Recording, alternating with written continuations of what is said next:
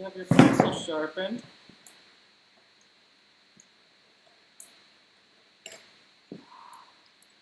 I've got a whole bunch myself. Just gonna give it a minute or so.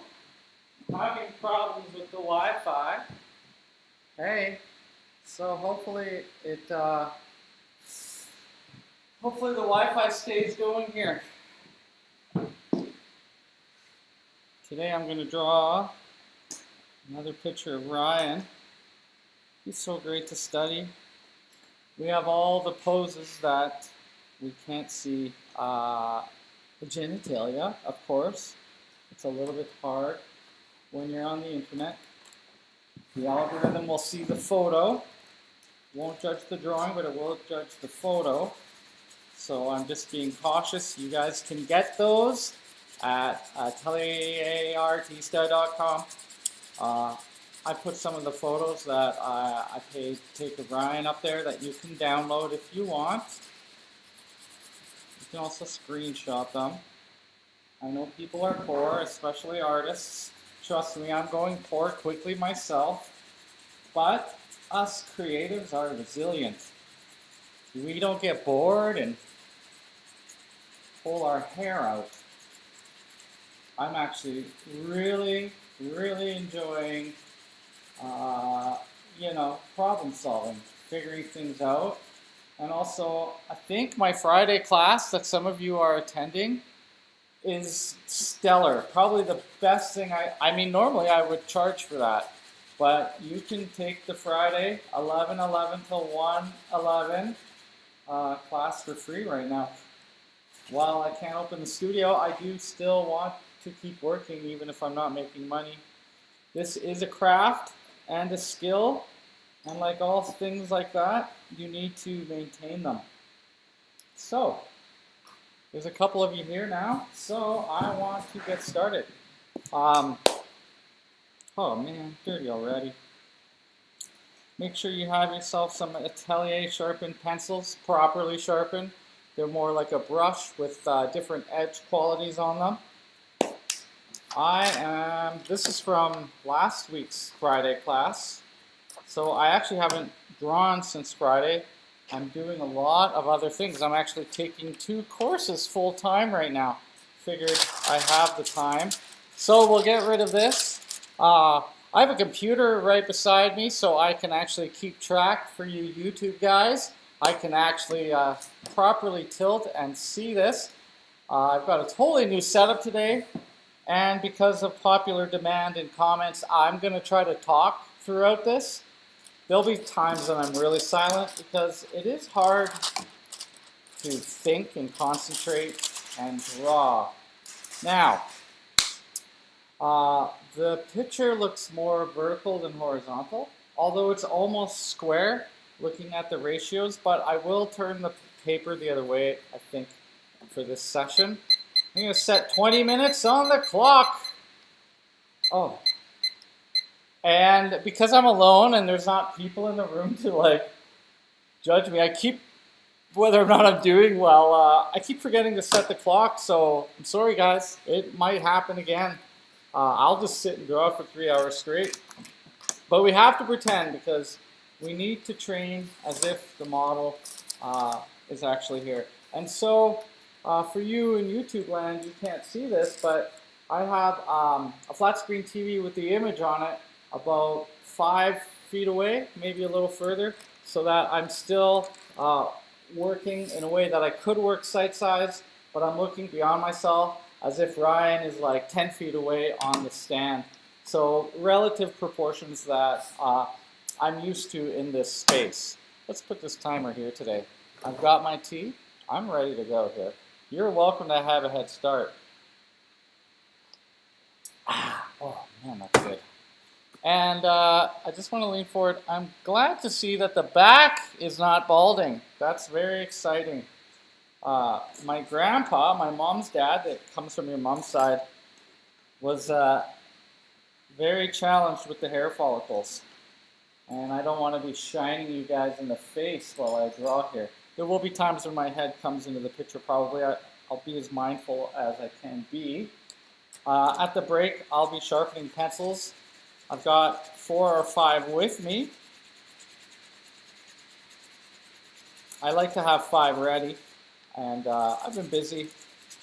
Haven't had a chance to get them sharpened. There's not going to be a lot of daily talk. Been avoiding the news lately. While I take these courses, got to keep the focus. It's hard when everyone's bitching about stuff. There are more important things like art. So let's get going. Okay. I'm going to go from the toe to the crook of the elbow, maybe to the outside of the shoulder. There's my... And today's technique will be cutting out the biggest shapes, I think. I'm not going to do it structured. Whoa! I'm ripping Friday's homework up. Let's see here.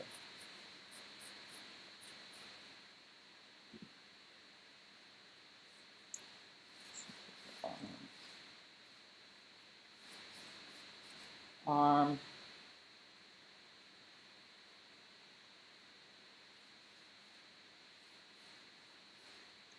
The other arm. Front, a monkey claw. Just think abstract here. Think abstract. I'm squinting my eyes as I do this. Here, let me pull this up a little bit more. Squinting my eyes. It's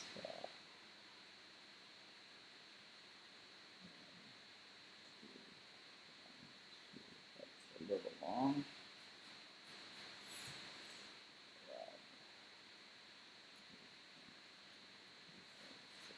So maybe the foot's about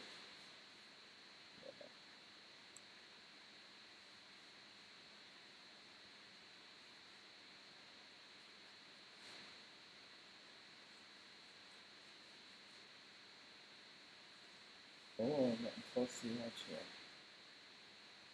Not a good way to start.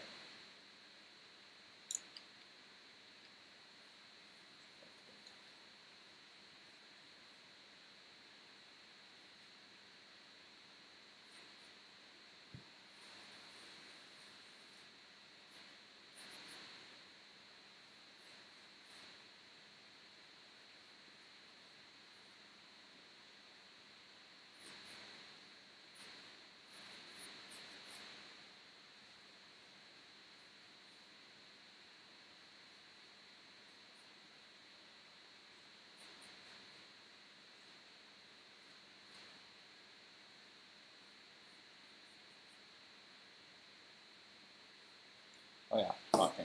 So I'm doing a little bit of a different technique. I was thinking that I might, because there's a lot of dark in these drawings, and the way that these pencils have been looking on this cheap newsprint I don't like. So I'm going to use powdered charcoal and a brush to block in my darks and to ruin my pants because it will be dropping down. But the last drawings I'm getting it streaky, and this is a rough newsprint, not a smooth newsprint, so I tend to get a lot of lines. So I'm going to do kind of a more of a blocking in with a brush, a dollar store brush for a 1-inch cheapo Filippo today. So this approach is a little bit different than just drawing. I mean, I have some lines. Oh yeah, I got the back light. But I'm gonna actually just do big basic shapes and make it maybe a little more painterly than last week. I always like to change it up a little bit. Maybe that's his need. So I don't want lines because I don't really want much of a commitment at this point. And I'm 5 minutes in, and I've got this guy blocked in. So I'm going to go ahead and get messy here. Maybe I'll do it like this so I get less on my pants. These pants were just cleaned, so squinting my eyes, I'm just looking for big shapes, and I'm just gonna paint them in now and let the beautiful charcoal fall.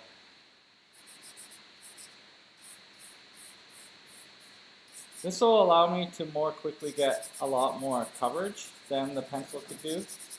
It's also going to make my hands black and dirty throughout this process, which is fun. Well, let's have some fun today. So that's the side of his head. Somewhere up here is the forehead. So my next step, after I rub this in, maybe I'll get a chamois to do it, is to go, I like to go from darks to lights, just like in painting. I am going to get a chamois. Does a much nicer job.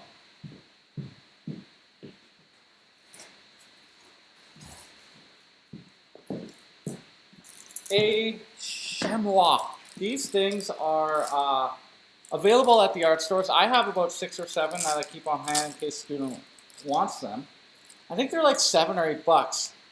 But as long as you're not a vegan, maybe even a vegetarian, this is soft. Often it's deer hide or lamb. I don't know what this one is made out of. It doesn't say. It smells like a tannery.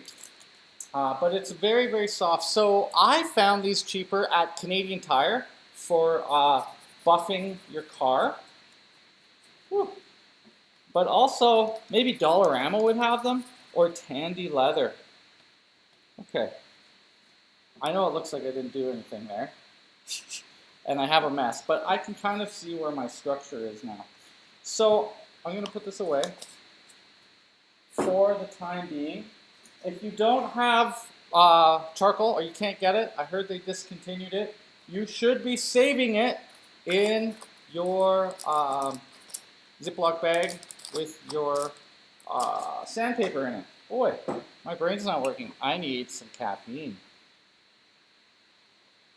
I spent the whole day doing financials and dealing with numbers, so I don't know if my art brain is going to work today. It's been one of those opposite days. Numbers, brain. Okay, going back to my 4B or 6B wolf carbon, not the 2B. And I'm going to block in some shapes again. Looking for dark shapes. So I'm squinting my eyes down to simplify. And I'm going to start over in this head area. So I'm just putting some tone on top. It's dark. See if I can find where I was. It's dark. It sure is going on a lot smoother now as it rolls across this charcoal. So hopefully this allows me to have less streaky work, although probably should have like 20 more sheets under there. Now I can kind of see where I planned my arm, so I'm going to just fortify that back in there. It's a good place. In fact, it's where I started last week.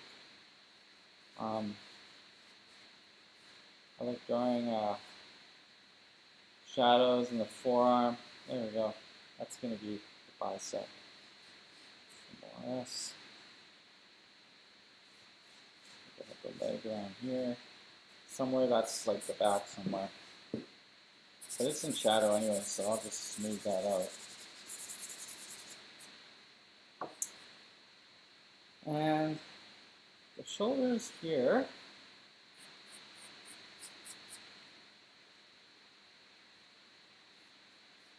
Body. That's a bunch of little curves.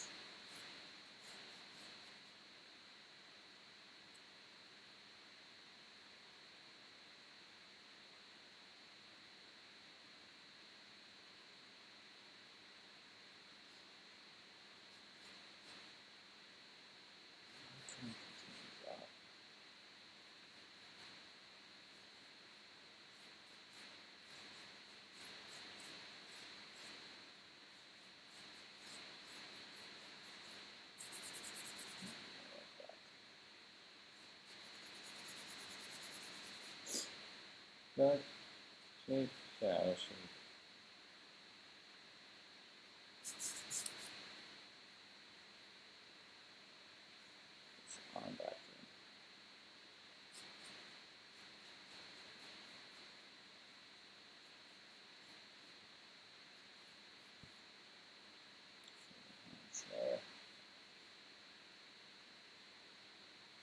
ish. I'm actually letting mistakes in texture of the paper kind of establish some things. Let it sit where it wants to. There's this negative shape between this knee. Ooh.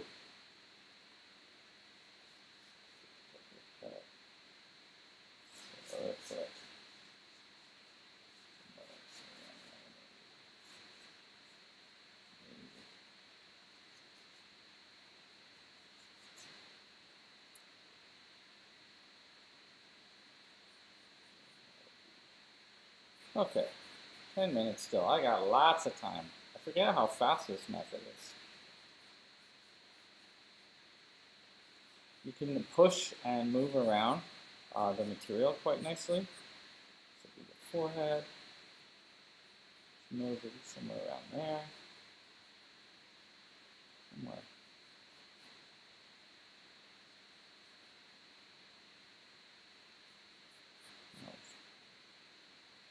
Shoulder.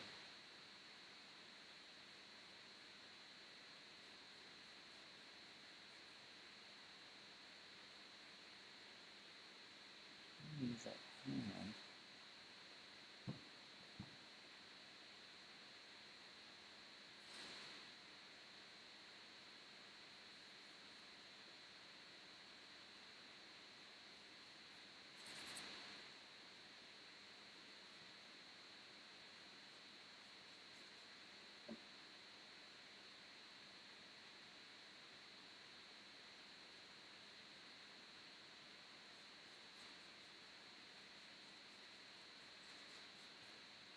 So I'm going to look for my darks again.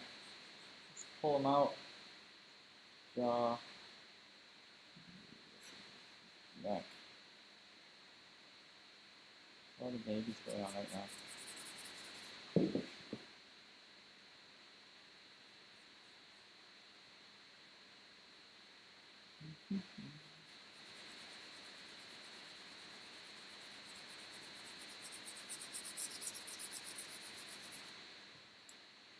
Just to make this a little bit easier for y'all to see, I'm going to pull out some of the lights now.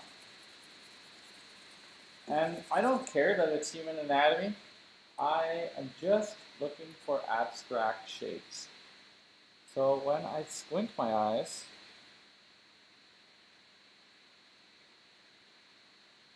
it's like draw with the eraser.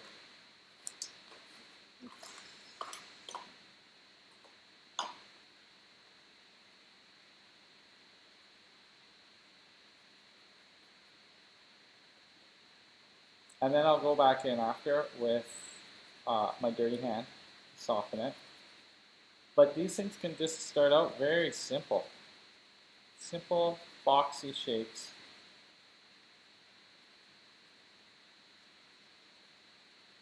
Simple, boxy shapes. Just trying to change it up to.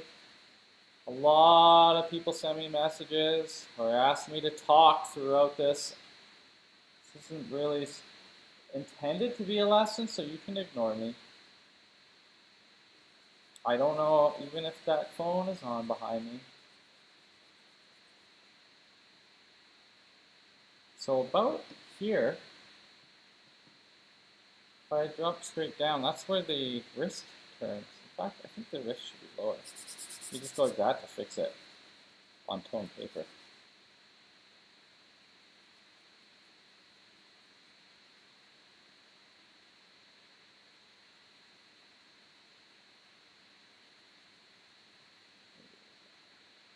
Maybe like that. This actually will not be left this light.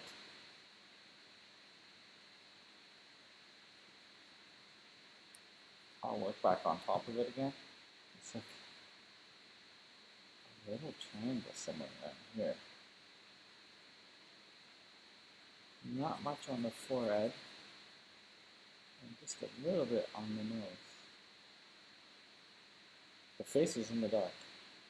Whoa. Not too long.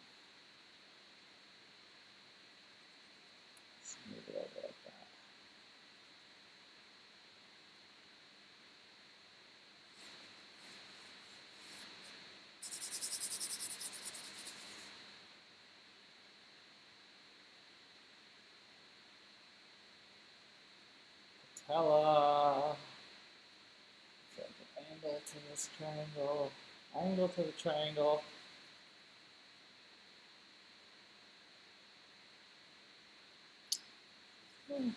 Feet. Oh, lines up to here. It's just not as engaging as Bob Ross, I know. But it's going to look good. Just trying to hash out the first 5 minutes here.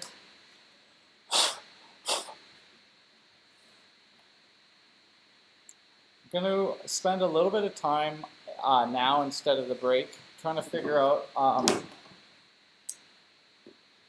if I'm off on my proportions here.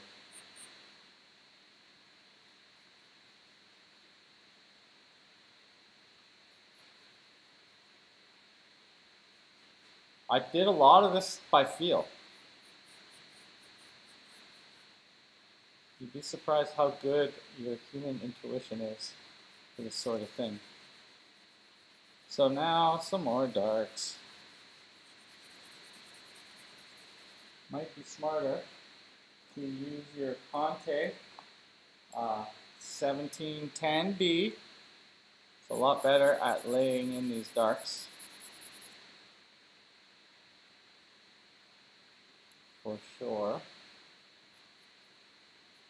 So I might follow the abstract shape of the Terminator shadow a little bit. It's going to change throughout. If I take a diagonal down the head, nose, chin, face, it kind of visually lines up with this light pattern that's being caught on the pectoral muscle. Then that muscle shoots back into the arm. I'm going to take a measure off the head here. So if I measure my head length, that head length actually goes into the arm. Oh, not quite. Okay. I'm actually looking pretty good here.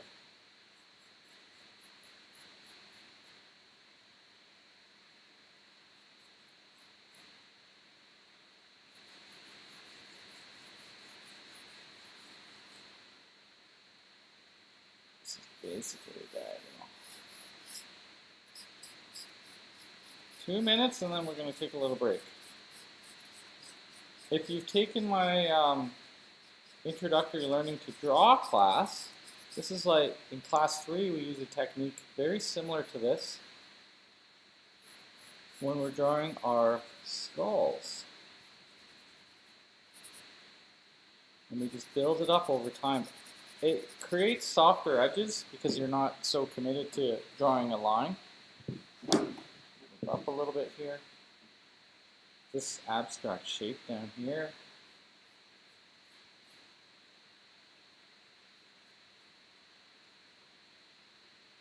You're not drawing things you know when you use this technique. Just shapes of light and dark. So I'm not drawing the leg, I'm drawing the dark shape. There's like a horizon back here at an angle.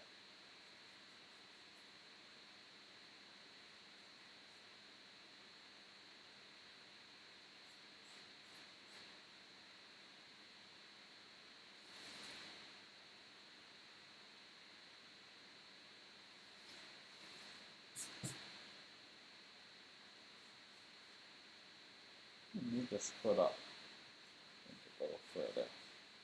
It is closer to us.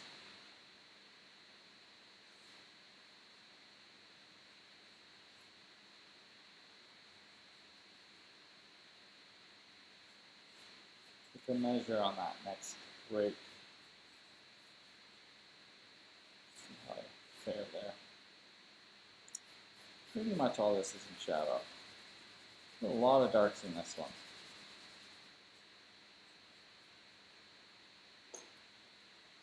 Six seconds, then we'll take a little break.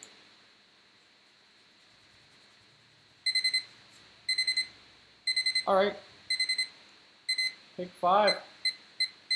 Maybe you got this far, maybe you got further. Something. 5 minutes. Hand wash.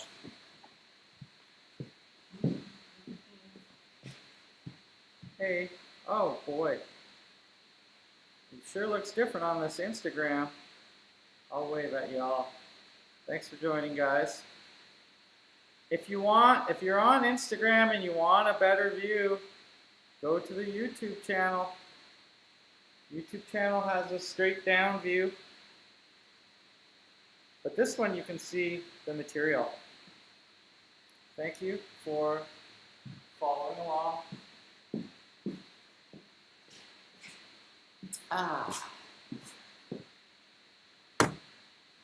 5 minutes. I gotta wash my hands.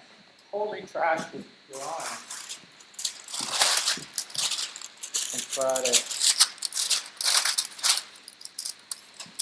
But I'm gonna retrace and draw it, and on Friday I'm gonna attach the muscles on their origin and insertion points and draw the muscles on top here. This will be pretty cool.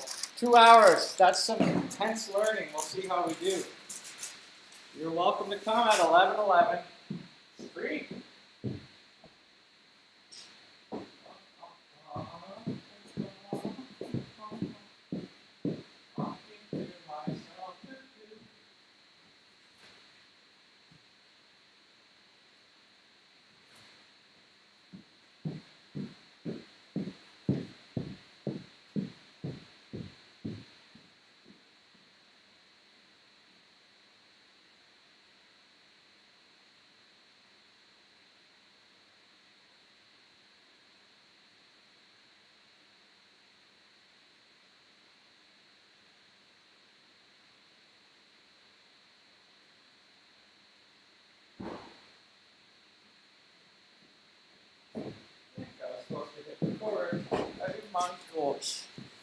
Did I do that? No. Nice one, Bunny. Hopefully YouTube is recording this then.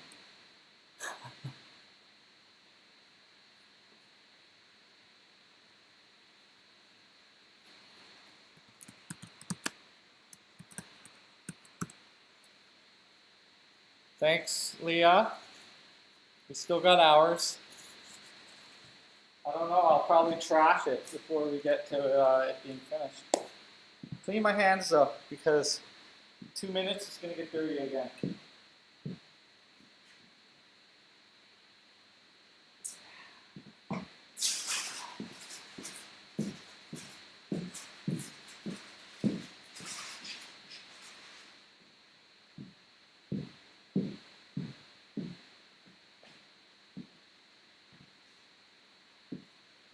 Oh, I made my arm way longer. Let's see. Well, it's not. That doesn't have to be actual size.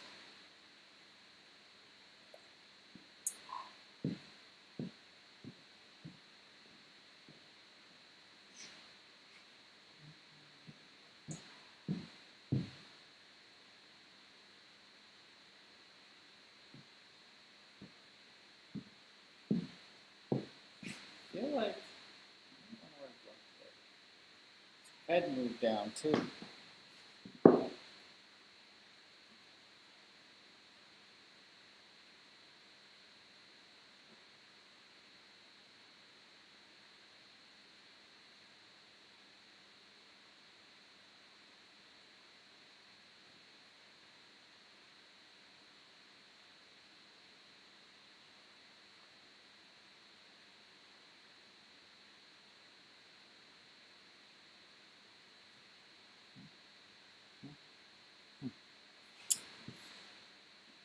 So it's still the break, but I'm just taking your measurements. His head length goes down to his second knuckle, which I'm there, and then it also goes down to his wrist. So if I've got this line kind of happening for me, actually his wrist is more underneath his hairline. So I'm just checking away. So his head length is equal to his hairline. So that's way over. That's way over. Which might shrink his neck a little bit. Look, you just rub your hand in and the thing's fixed. It's amazing. All right, 20 minutes. Back at it. I feel like a crazy person talking to myself. I need to figure this out here. Maybe I'll just bring the skeleton closer and I'll talk to him. Come on, Fred. My Instagram friends. You look so dapper today. That's right. Way cool, Daddy-O. You don't want to stay there? Draw, you say? You're so cool. You guys got a good one. All right.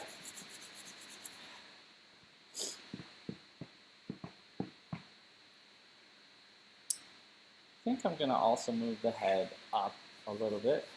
Start.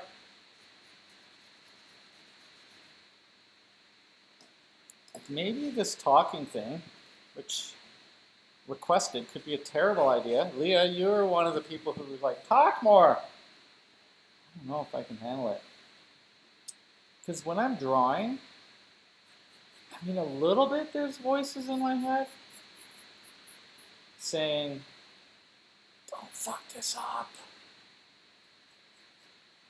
You know, like you have your drawing and then you think the model's going to see it and be like, what the hell is that? Is that what I look like? I've had one model, bless her heart, tell me I gave her body dysmorphia. Albeit, I was so amazed by how ripped she was that I drew all the horizontals like way wider. I was just so impressed by her physique that I might have overcompensated. And in all honesty, and you guys probably have seen this drawing, but it looked like a ripped midget. Like, she was at least 2 heads wider than she should have been tall. Just bad. Bad, bad, bad. We're still friends, fortunately. You know, just these things happen. You know, one day I'd like to be a master, but I think even masters screw up. I saw pictures. I guess there was a time when Michelangelo had hid himself in the basement of this cathedral. I don't know the story. Melissa could tell you better, but she had sent me a text of it. And Michelangelo was trapped in there, and so he like drew on the walls. And they had discovered this way later. But some of the drawings really sucked. You know, you wouldn't think that, you know, the guy made mistakes. But drawing is a process. You work through it. You move stuff around. This looks ridiculous right now, you know? Process. You got to trust in the process, too. There's some level of faith to this thing. Okay, I'm getting details, right? This is bad when you start getting into the details like that. Okay. Do as I say, not as I do. Kind of rules. So I'm just going to go back to structure, I think, because I'm getting lost, and if I'm talking, it's messing me up. So I'm going to actually find some contours here.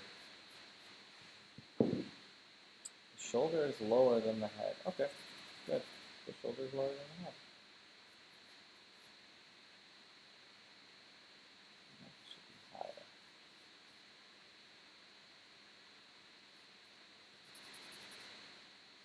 Like that.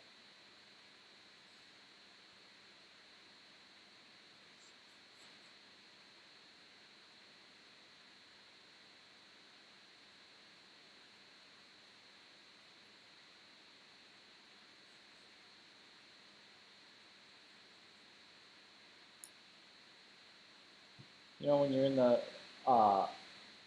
room full of other good artists, kind of amps you up to do better as well, which is missing. Keith, if you're out there, I miss you, buddy. I miss you. so nice to have the other artists and how they see.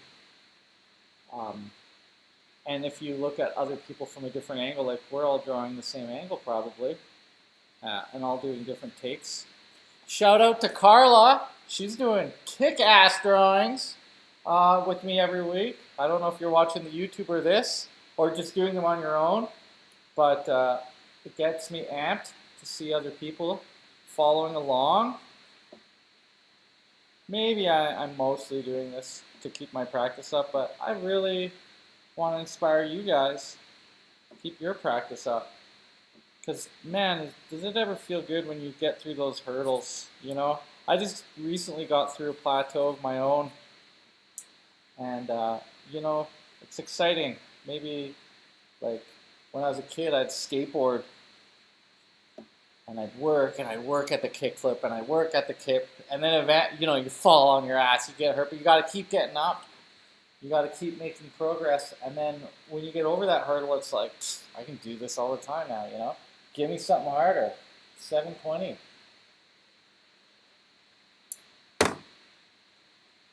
Let me draw a moving dinosaur. Now, what's the next level for me? This line on the outside was just from feeling.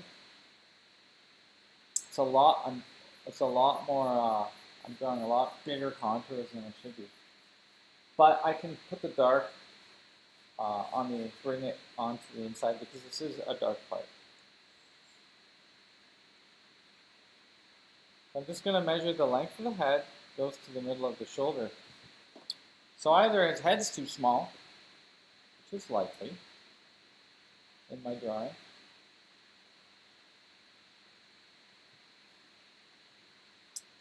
or I got to move that shoulder over.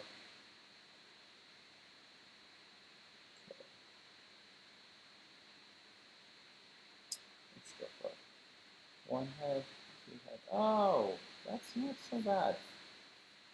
Not as bad as I thought.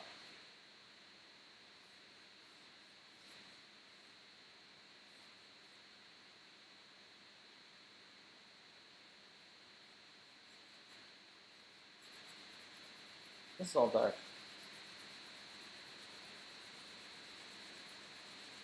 You can see how much smoother the tone is when I put a little charcoal down, because all the little pieces of charcoal make for a slick surface and allows me to not have as many lines in my tone.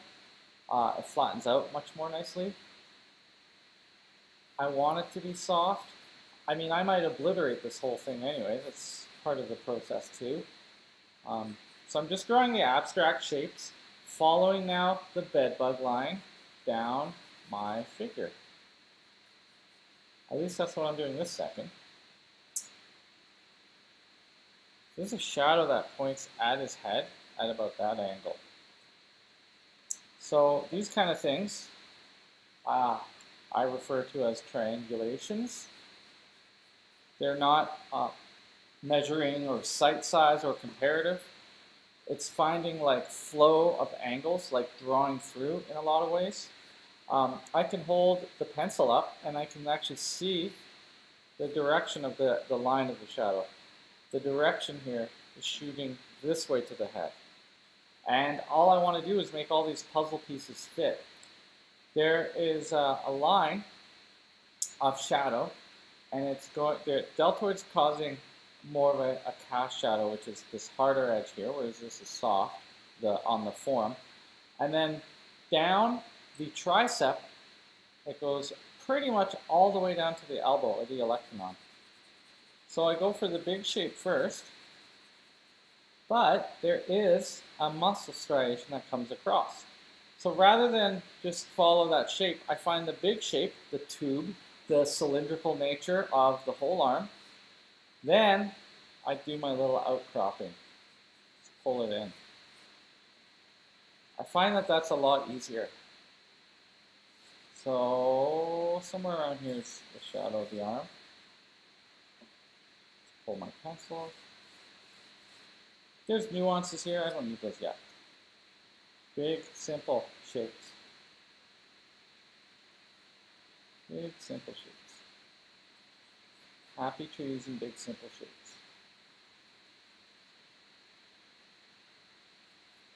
The arm is like a drumstick or a turkey leg, so it's like big and bulbous. There's all these muscles and shapes here.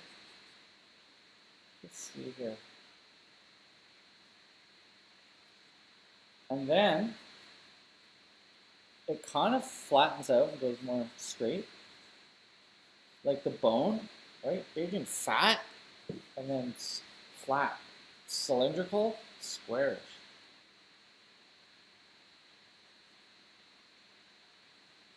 And then there's a shadow and the process of the ulna. One of our landmarks. I hope you guys continue to learn your landmarks. And when I squint my eyes, all this looks dark. And I don't need to differentiate what shape is what. My brain is doing that, but my eyes don't. This hand blends into this arm. This shape got a little bit big. And it's curvier. Curvier. Curvier. The cast shadow, so when you see the hard edge like this, it's a cast shadow, whereas this one's soft, like form. The cast shadow, you can make a nice drawn line, a nice hard edge. And then the core shadow, which is the light falling around the pec, can be soft, so you just rub it with your finger. And that's all it is. That's all drawing is. Knowing the difference between what the light is doing and how to treat those lines. Wow.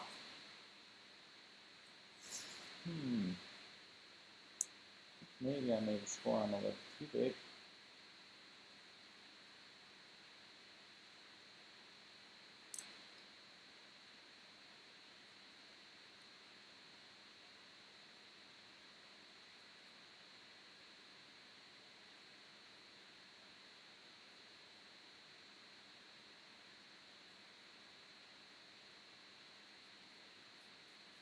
Good shape.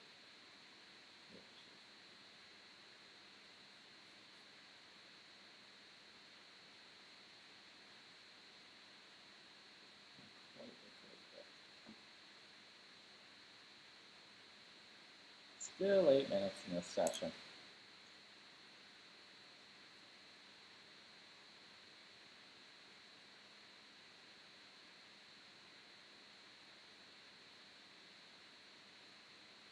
I have to take more breaks when I draw like this because I get really dirty.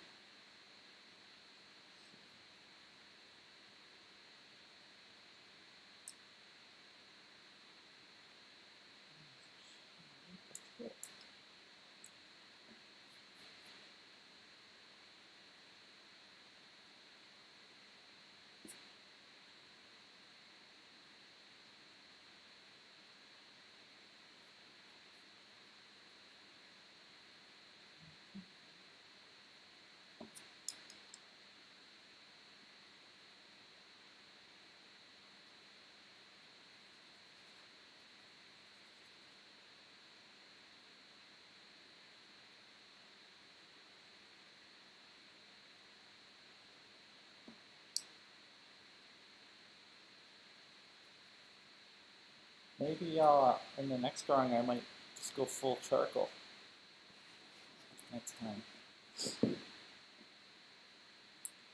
Just change it up a little bit.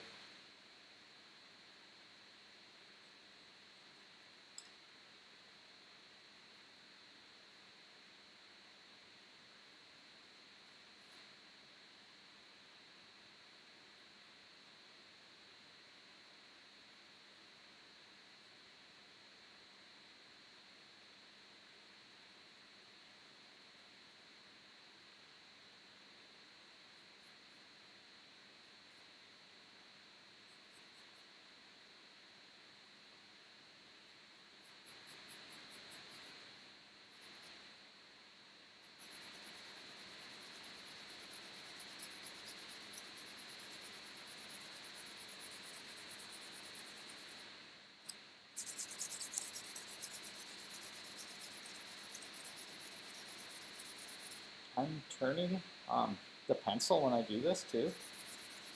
So sometimes you get like little scratchy lines, but you don't want to wear a flat edge really into your device. Okay.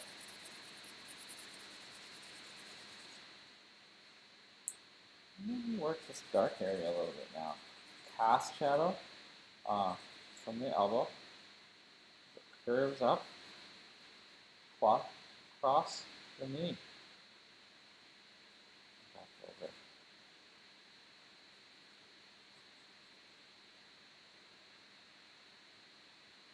So this hand width, you can do that with. Okay, so this hand can be a little bit wider. That's nice to know.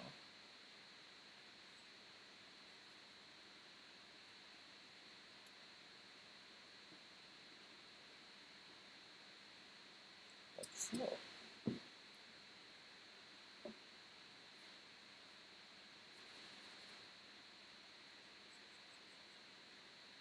It's like you start to learn where these things go. And then you can start thinking, if you care, think some names while you're doing it. Make some comparisons, like this length is equal to this length. Okay, we're looking good. Maybe this is a little bulgier.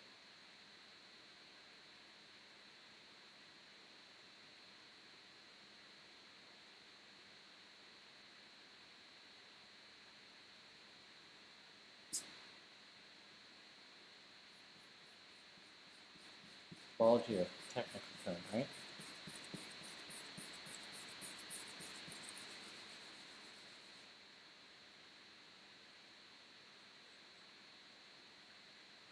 You don't want to lose that gesture either, though. The wrist is below these fingers, so I had to pull it back. The more you draw, sometimes the more stiff that gets, and you have to re-emphasize. You can also make a caricature out of it a little bit too. Help the viewer to understand what it is you're trying to show them.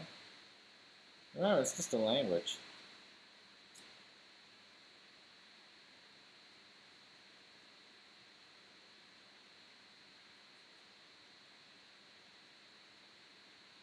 It's if body language, you know, they say that your communication is like 93% visual, then you know it's probably worth getting good at art if we're such visual creatures, because I can communicate so much more with a good ability to draw rather than being, you know, a contemporary artist and writing the word hand here.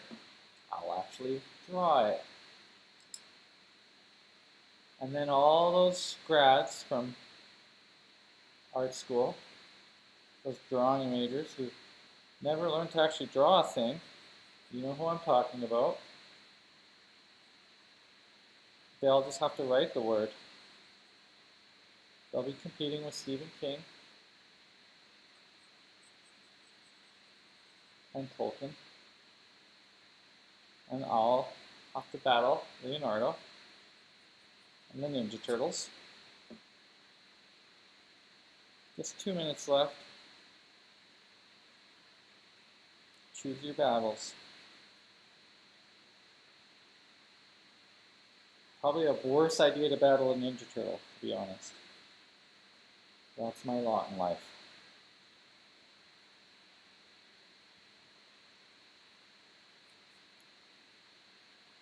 Whew, got a little tied up there. Gotta get out of that mode. Give him some hair.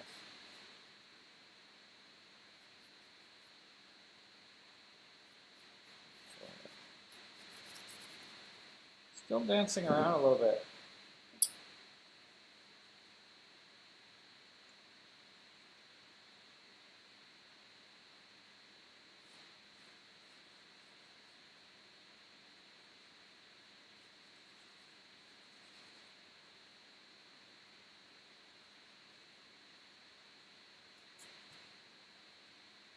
This knee turns. Yeah, I've got that. Looks actually pretty good.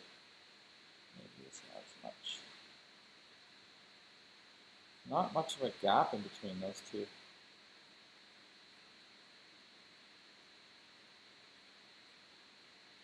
I'm going to use the cast shadow to the tibia tuberosity, so that big triangular bone protrusion underneath the patella, right there.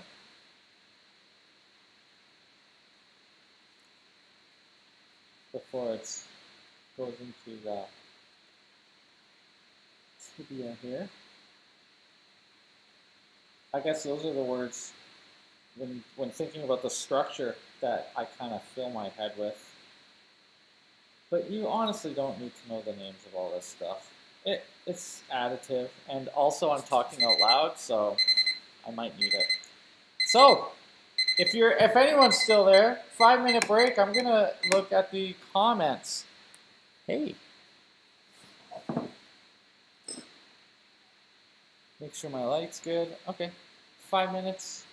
Not really see that, can you, YouTubers? Boob scooters. 5 minutes. Wash your hands.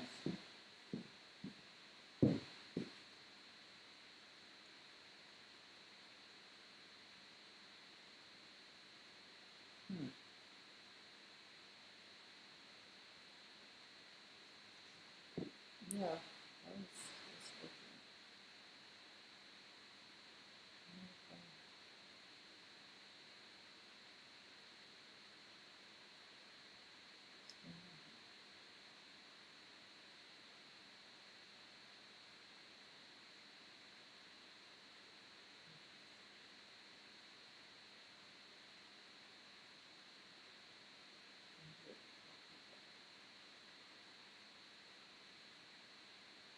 Oh, no.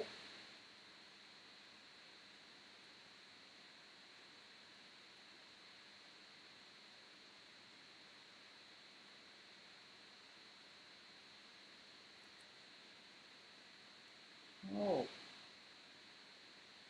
Oh. Sure. Check your network connection. Fine. You know what? No, I'm not drawing the same size, but I'm curious how far off I am. I'm just curious.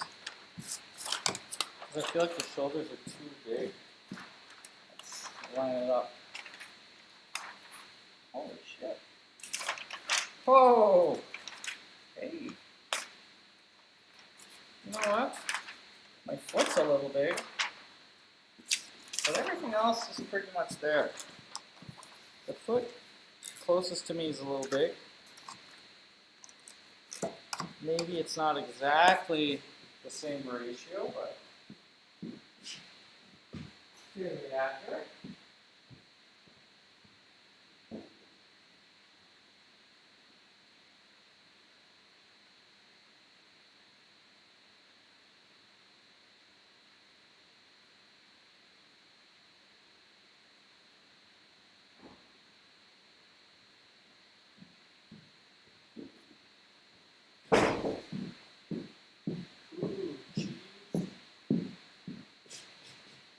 Oh, hey. Sorry to those who the Wi-Fi drops or the whatever, if it drops. It's free Wi-Fi. Oh my god.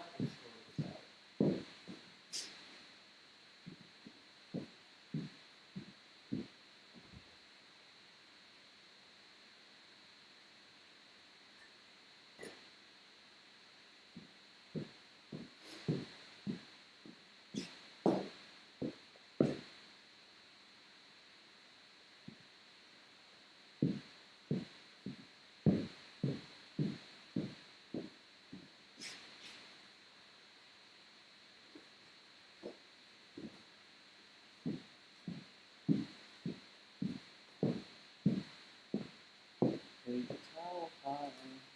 Paper towels.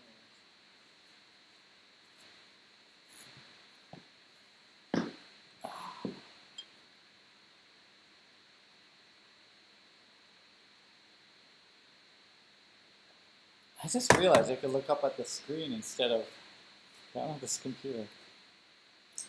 Oh, Luddites.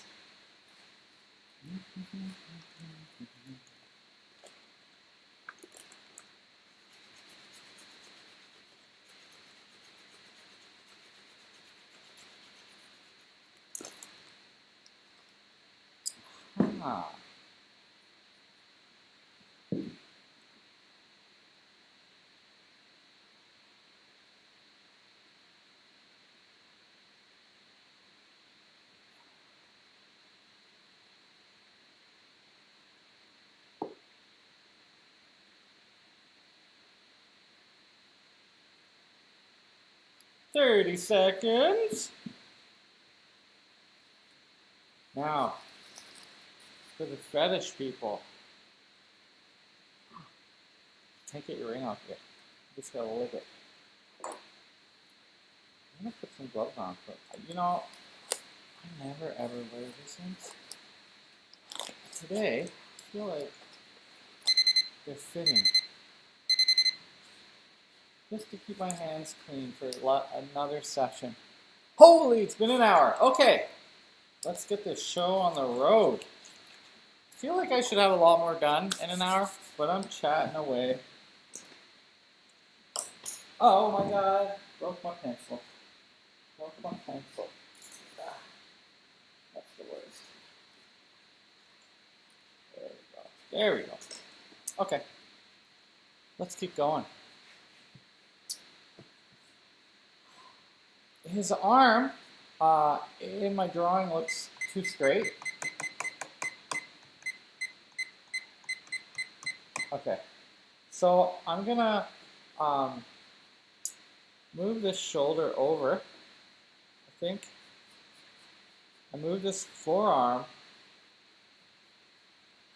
and wrist down. I think that's my strategy.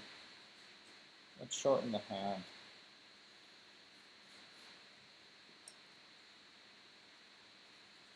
Shorten the hand a little bit. His wrist is under the crook of the neck, and this is too far over, which makes it look a little bit stiff. I think it's pushing his chin forward too, a little too far.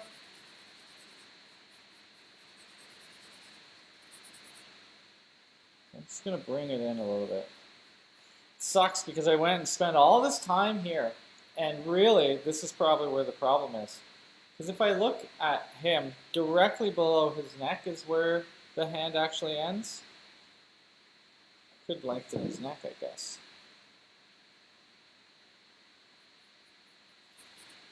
But I feel like this is too big a distance. So I have to figure out a way to deal with it. I've committed to this arm. In fact, this forearm shouldn't be that long. So I'm just gonna have to deal with this. Let's go for that again. Let's move it all in like I just said. Actually, these gloves look quite nice. Quite nice. I'm gonna tuck everything in a little bit. And so, back to the drawing board, literally. Okay, moving forward by YouTubers. There we go.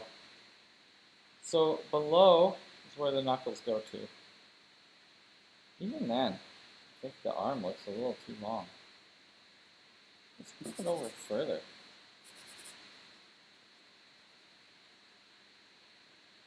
So I'm squinting my eyes when I do this. It's like this.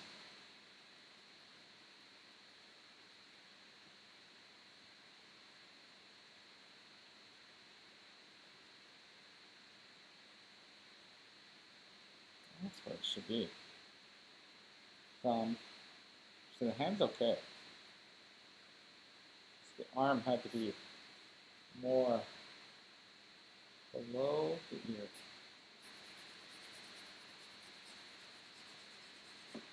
Oh, that's better. Okay.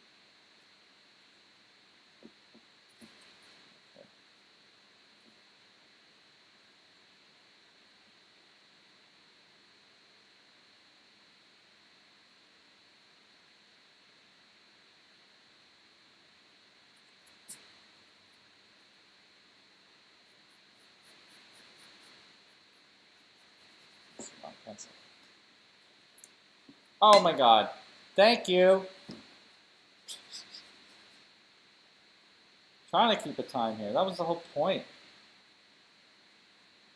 Oh well.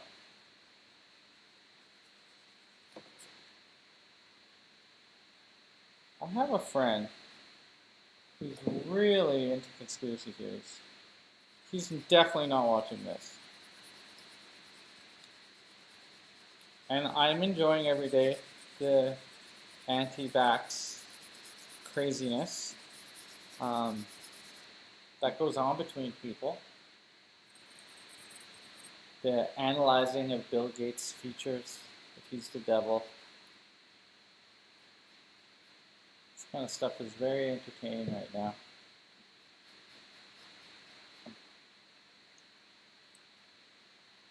If you're not, I don't have Netflix, so I don't know what the F anyone's talking about, and I don't care about Tiger King.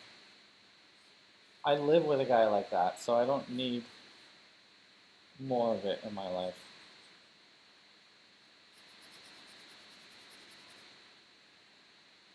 No, thank you.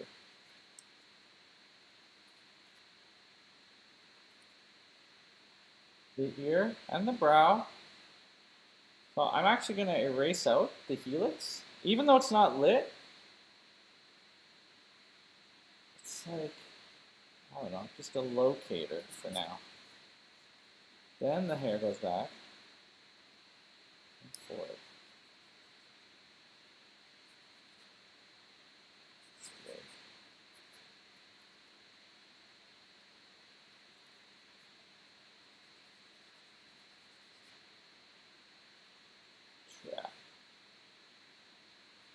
Trap. Let's move his arm over a little bit.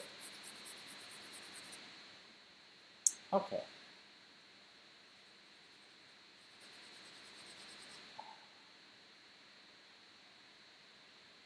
Back to talking, babbling about nothing.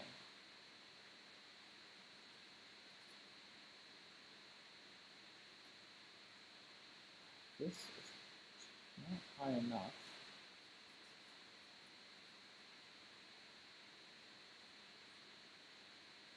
There's a line that goes across like this. Even more across the chest. Strangely, even though I moved the arm over, this triangle shape is still in a really good place. Just whatever you're judging on, there's like no one truth really. I'm using a bunch of varieties to get me to where I need to go. There you go.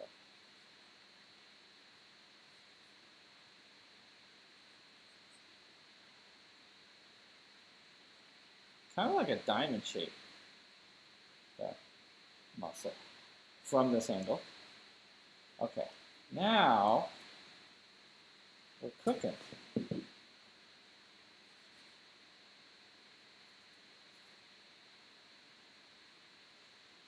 know why I didn't wear these gloves so many years ago.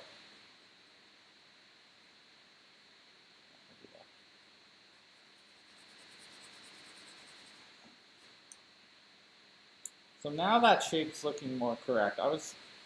These abstract things you gotta use because the negative space.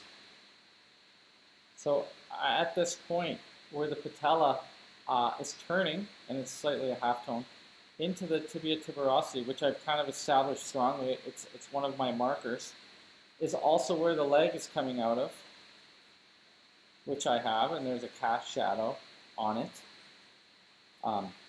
On this edge, it slightly looks illuminated, although it will still be toned. So I'm drawing the negative space here. So the forearm is looking a little thin now, but these are a lot closer together as they are in the reference. So that's good.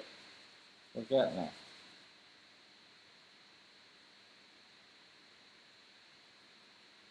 We're getting there.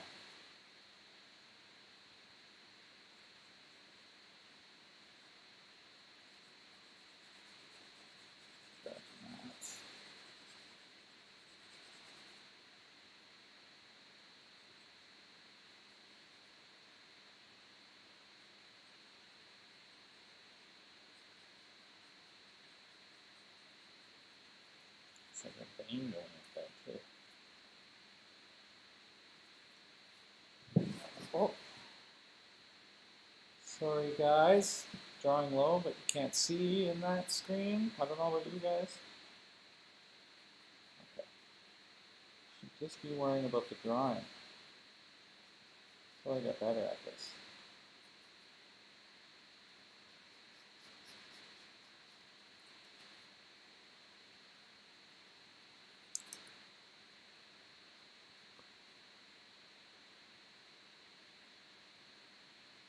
Here, above the bicep, at an angle,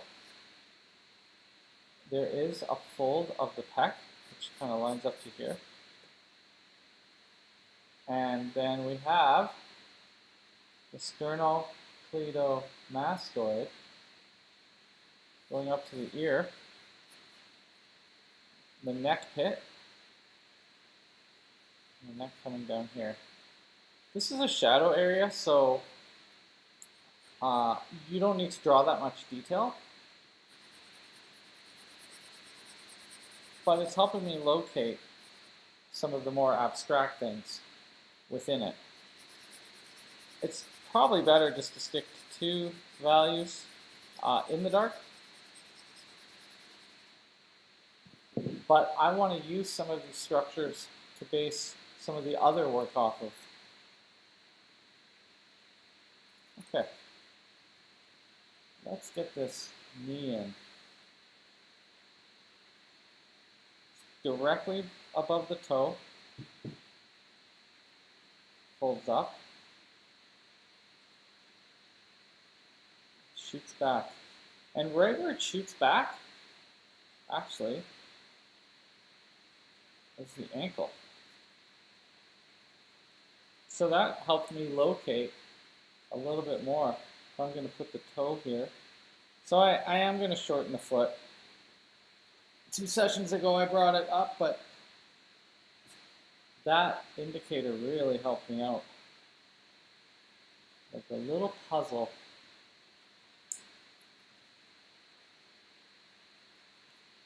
If this is right, of course. This may change. This curving shape of the knee reminds me of like an axe head or something. I read a lot of Gru comics as a kid, and I loved the artist Sergio Aragones. I think that's how you say his name. He's Spanish, and he made all sorts of cartoons. Mad comics. He drew in Mad. Super bloopers and practical jokes. Had his little animations of the guy on the ladder. That was his work. Alright, shade that in. And the highlight, so I'm going to keep some tone on this knee. Let me just lean back a little bit. The highlight actually goes down the center of the form, down the stretched out quad, and lightens as it turns, softly. So that's what gives that roundness. So I'm just going to slightly lighten. In fact, a kneadable eraser would actually be better for this part. More vigorous erasing here. There we go. So that will help me turn the form a little bit more. And I can do my halftone back on top. But for now, that's good. A little bit lower. So look at this ambidextrous artist here. Not really. Using these shapes where this shoots up, I can find the crease. So I learned in classical art how to use the abstract shapes to find the shapes within. You know, is it 1/3? Is it equal? This distance is equal to this distance. You know, my eye is telling me that. I didn't literally have to measure it. But at first you can. You can measure these things out. There we go. Let's put a little more structure into that leg. So this guy shoots back and straightens out. and then shoots down at an angle. And I already kind of established where I want to see this foot. It might not be exactly where it should be. Little pinky toe. And then these toes go across. So if I do a horizontal alignment, the toes line up to where the fold of the wrist is. So that helps me find that place. Shoots back. Feet, for me, are really enjoyable to draw. And it's not some weird foot fetish thing. Oh, that's probably where it began. Just kidding.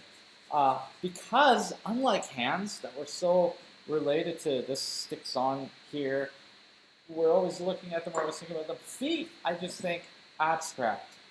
I don't think of the toes how I treat the fingers like little sausages. I just group them all together and separate them.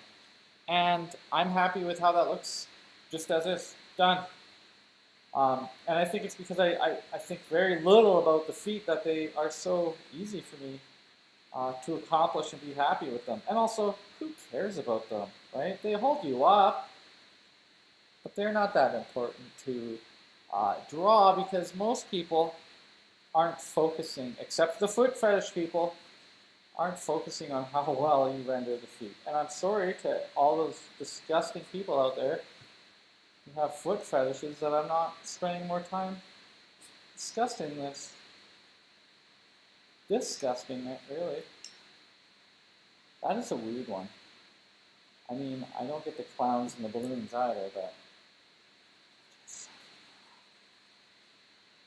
Okay, so I got this nice shadow. The illuminated toes.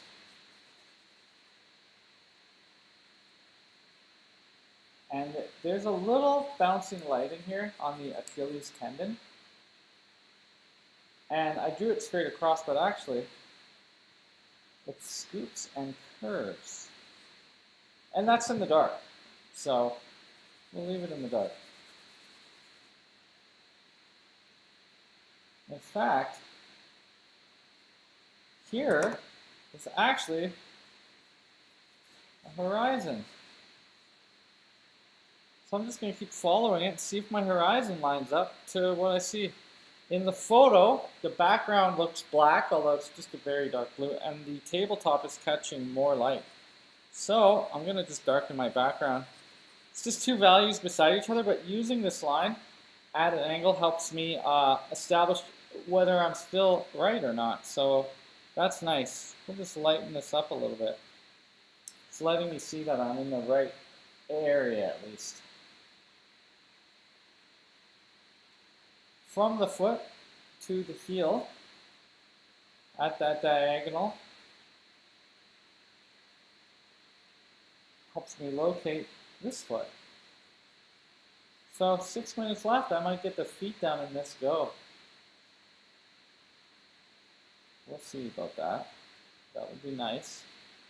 Not having to deal with them anymore.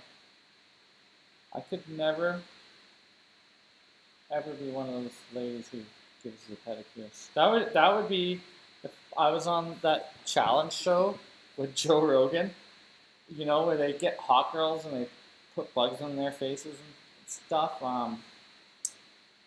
It would be feet. I'd be out of there. It wouldn't take much.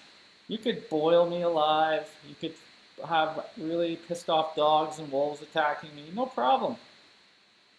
But to do someone's petty manny, ugh, gross. Gross. Would never survive that game. What is that shit called? Fear Factor.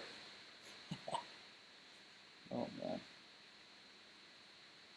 You put tarantulas on me, but do not make me use that little scrapey thing on someone's feet. Oh.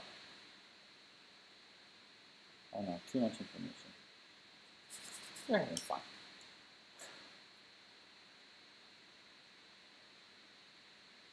The ankle here is a little wide. There's a term for that. Cankle. Calf ankle. So, let's see what's going on.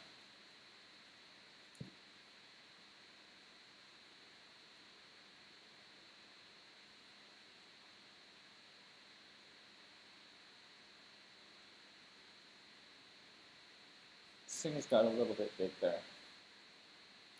That happens when you're judging the outer contour. And I do constantly have a habit of making my legs not skinny enough. There are some models who are like fashion models that come here, and so they are incredibly skinny, and I find I do a lot better job on drawing their leg proportions, probably because they're so slender. But as soon as there's any meat on the leg, I start to have a problem. And then we've got models like Lee, who've got massive legs. So by overdoing it, in my case, it's okay with Lee. It works because he's got such nice big mountain climber calves. I think is why that's what's up going on there.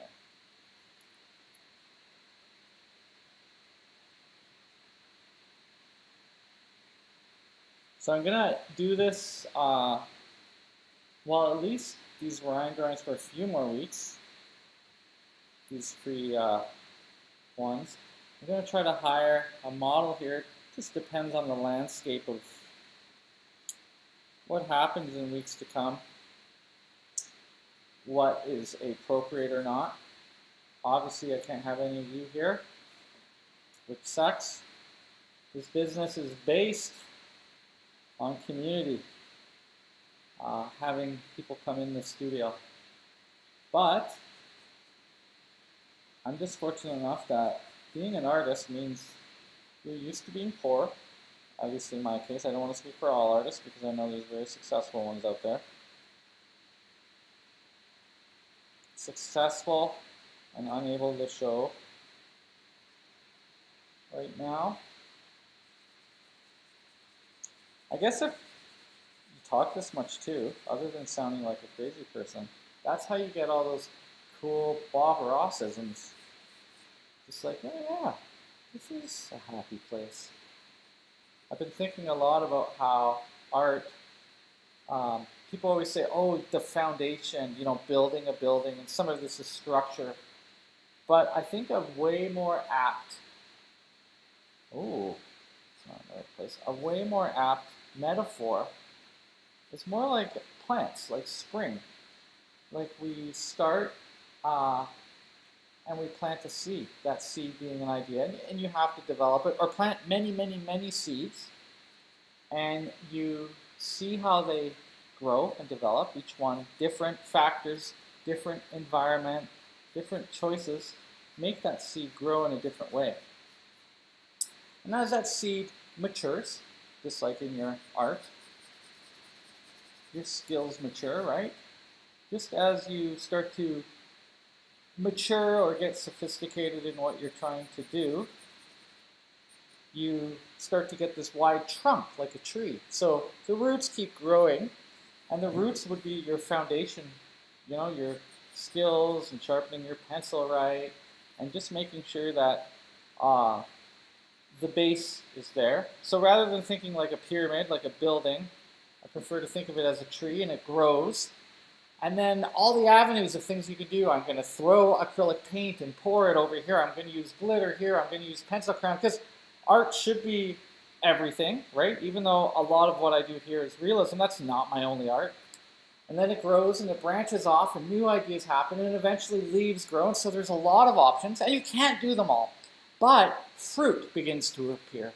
And that fruit is the pieces of art that you grew through that whole process that eventually come to fruition.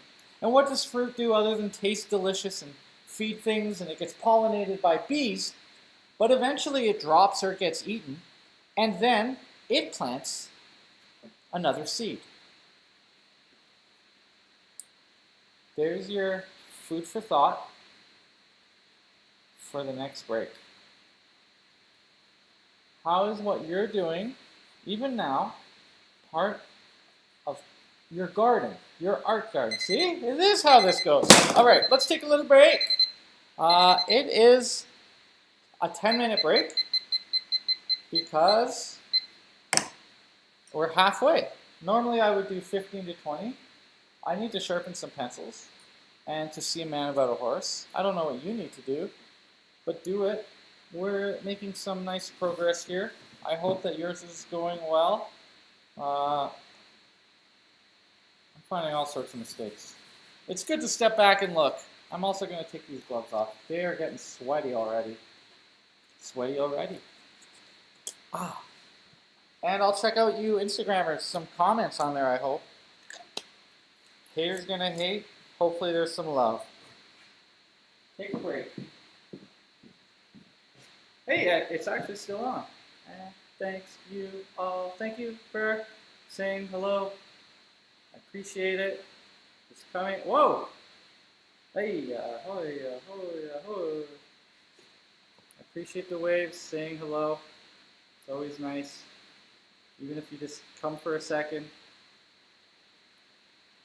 Oh, wow.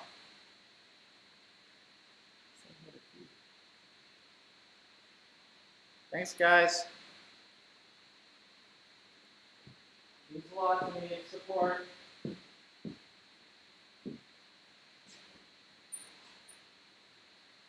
The light is so beautiful right now. I'm just going to take you guys with me for a second. Because I can.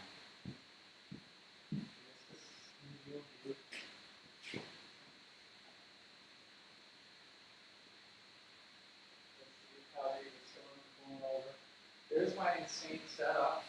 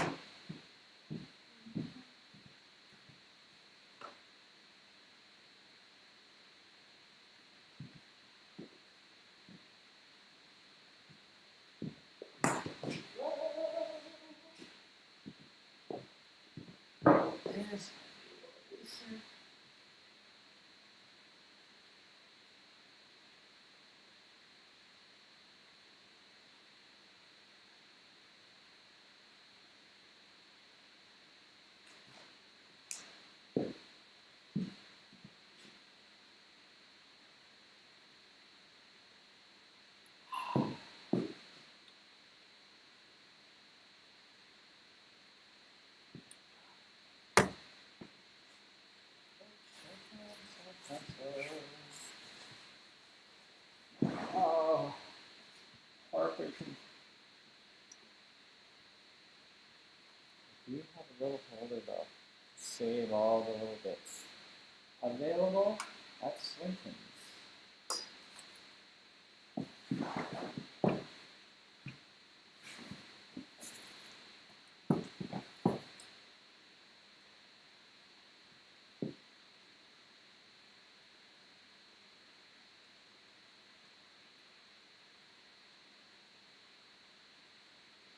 This is usually when the Oreos and snacks come out. Because it's so nice out, I would let people go down the hall, go onto the balcony of the tree house.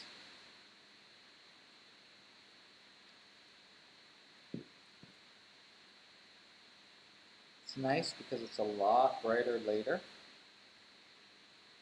So I feel like I can get a lot more done. I'm still up before first light, but the days go so much longer. Just remember at 4:35 it was so dark in here. And it was especially bad for painting classes. Around 4:30 to 5:30. It's like just dim enough that it starts to get really hard to see color. I guess ideally I would teach color theory in the summer or just really early in the daytime. But this class was 3 o'clock till 5. So sometimes there was like weird haze in the day. Not the best for learning.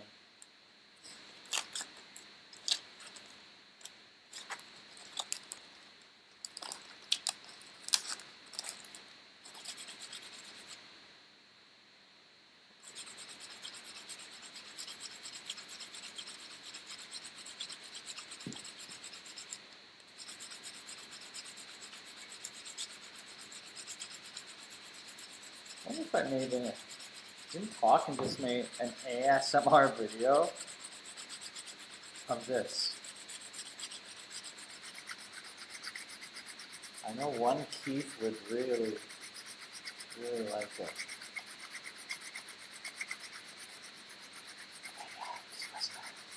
You're gonna drive the shit out of that drawing. Drive the fucking shit out of that drawing. Everyone's gonna love that drawing. You're improving with each and every stroke.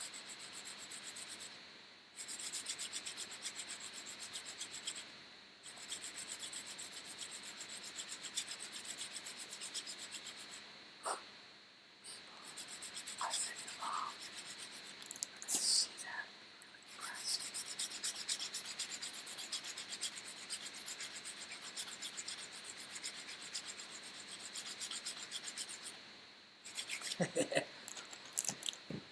Oh man.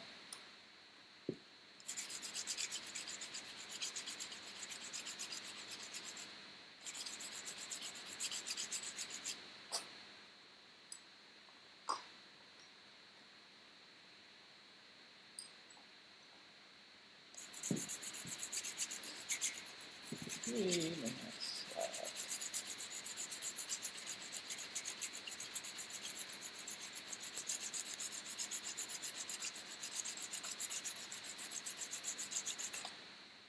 No!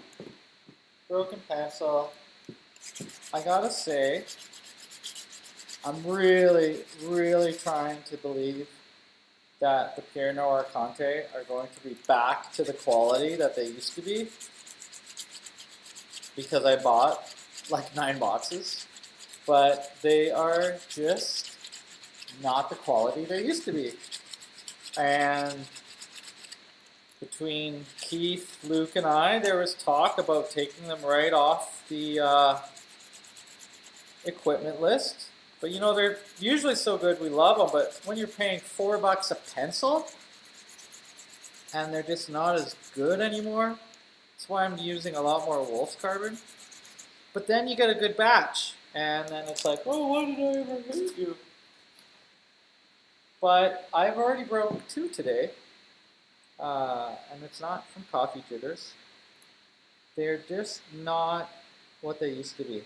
Albeit, they could have been made on a Friday.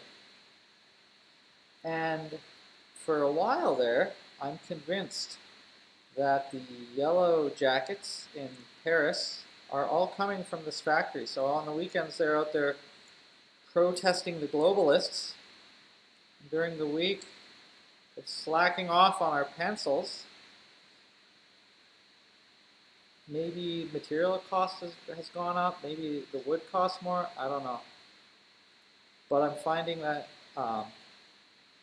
they have a lot more fissures. Sometimes you get a box where they're all broken inside. You know, $4 each, 12 in a box. It's a lot of money to be risking.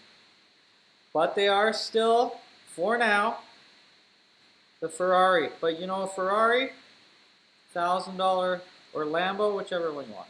Luxury vehicle, luxury pencil, goes fast. But you know, the oil change is $1,000. Like a Maserati. Whoa. I also do sharpen them pretty long, but you know, for years and years they were able to handle it. So just be a little more sensitive. I actually used to use a lot tougher sandpaper too. Oh, that's us! What? We're back to drawing! Holy, that was a fast break. Okay. Alright. Maybe I don't need to finish sharpening this right there. It's a bonus pencil. Oh, man. Okay, it just broke again. So exactly what I was saying. That one wasn't even that long. It's like a lottery a little bit. That's really aggravating. I need another broken one. Okay. Let's see if we can use this one for a little while. I just sharpened it, so I need to wipe it because there's lots of excess material that will wreck your drawing.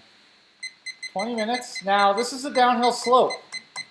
I mean, honestly, I'm not where I should be with this drawing, but hey, too bad, so sad. Now I gotta catch up. I really, because I did the messy method, I've been calling it in a little bit today and being a little bit slow. Let's see if we can bring it back by hard edges and soft edges, and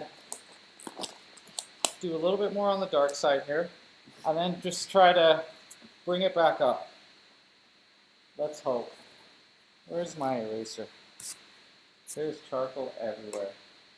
There you are. Thanks, little buddy. And I found my kneadable eraser, so that will help too. This eraser used to be red, so it's almost dead. It's almost at the end of its life. If you don't have neat gum, you can use sticky tack or Oohoo. If you don't know about erasers, I did make a little video on my personal YouTube, Mr. Brian Batista or Bunny Batista or something like that. Episode 70, I think. I've had that YouTube channel for like 10 years. But working so much at the atelier, I kind of let it slip. But every time I went overseas to study in Paris, Holland, Japan, Italy, Portugal. Oh yeah, Portugal is where all my equipment was robbed from me. Thank you, my people. But you can go on there and kind of see what I was doing, what I was studying. In Portugal, a lot of stuff got lost, including, unfortunately, video of my grandparents, $5,000 worth of equipment, everything. It was a sad time. A little easier to recover from than maybe it could have been. Had a lot of support. It's right when I opened up the atelier, really. To lose that camera was painful. But we all lose things. Can't get all tied up in that. It's just stuff.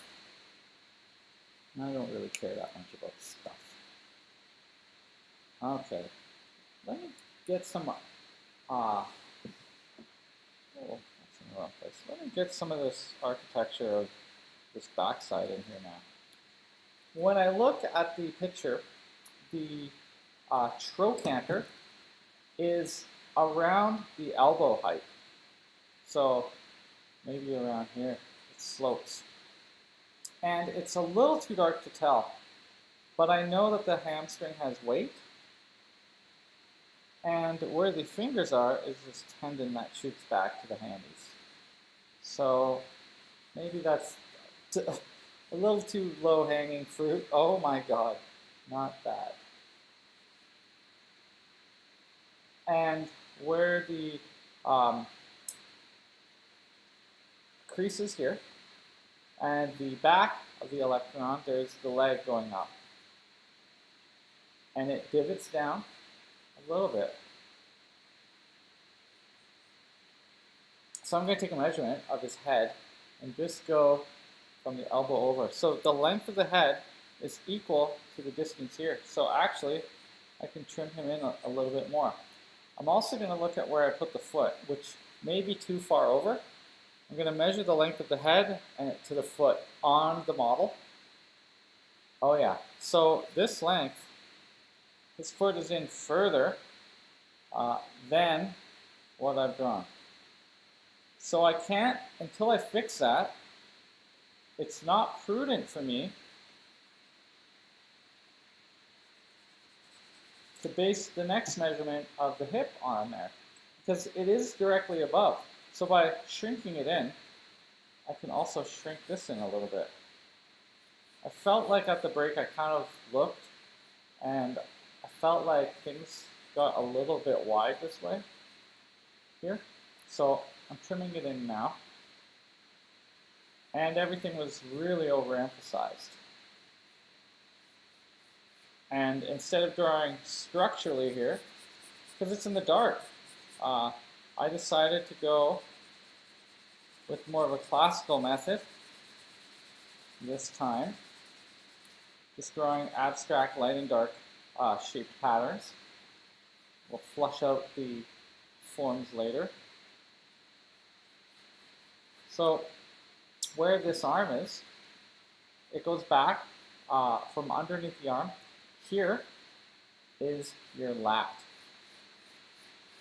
latissimus dorsi, and in the model class we're going to deal a lot with that. And then you have abs, these are your obliques here, and it's here, there we go, that I'm drawing some structure to understand where the folds are. So here, right around teres, major, and minor, I'm going to have a little bump there before it goes up again to the shoulder. So there we go. That helps me, knowing some of my structures, helps me navigate where the mounds are. It also kind of looks a little bit like we're going to cut them up and eat them. So, I'm not a cannibal. In fact, 8 years of my life, I was a vegetarian. And then, I went vegan. And that fucked up everything. It's so good as a vegetarian. Even moving to Alberta, all we had at the time was the coup. It was new. So this was a long time ago, obviously. And Buddha veggie. If you wanted to go out, you got to have their like fake eel. Man, that stuff is good. The gluten, which I found out is one of the major, I cut it out of my diet and my psoriasis started to go away. Now, I'm not a doctor. I'm not telling you to do the same thing, but it has done wonders for me to cut down on my gluten intake, which means cauliflower pizza dough from the keto diet rather than the delicious pizza dough that I love. Sometimes you gotta sacrifice what you love, especially for your health. Immediate gratification It's short-term thinking, but it's how our brains are hardwired. I also stopped eating sugar at the same time, so that could be having an effect. What the heck does this have to do with my drawing? It's like my mouth is just running one direction. My pencil in another.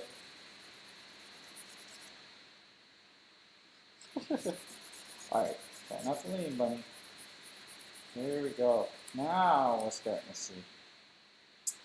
Too dark, but I'm going to put more material on top. I was mentioning earlier about not having a lot of values in the darks. There we go. So I'm going to just get this little makeup sponge and I'm just going to soften all my darks now. Just to kind of equalize them. A lot of this material is just sitting on top. It's just going to fall off anyways, mostly onto my pants. Just soften it up. There we go.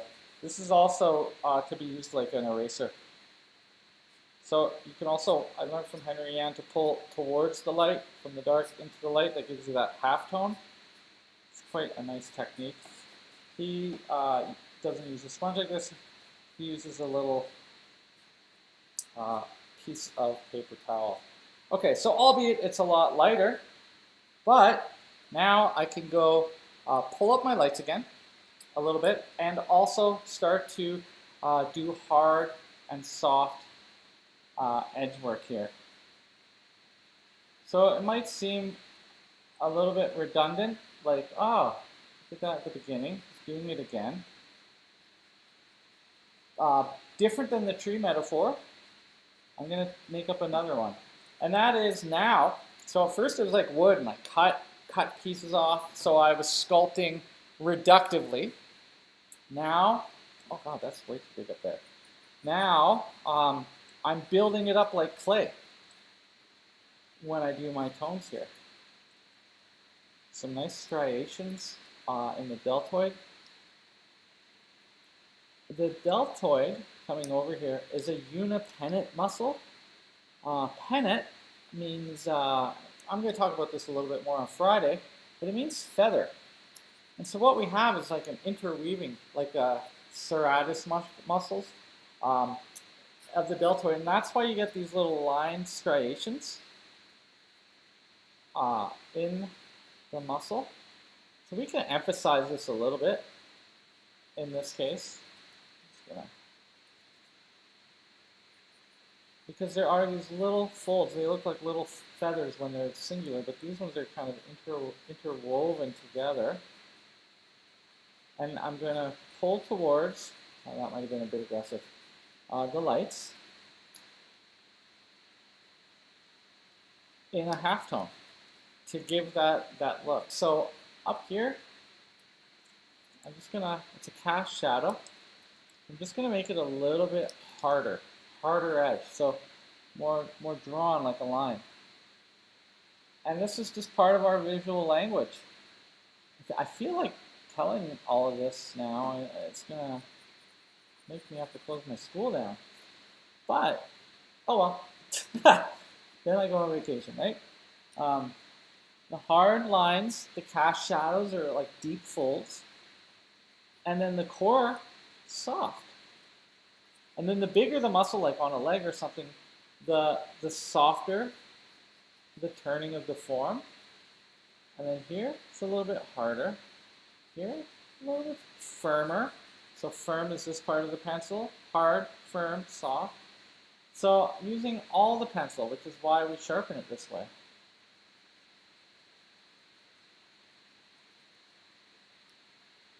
Just lighten that up a little bit more.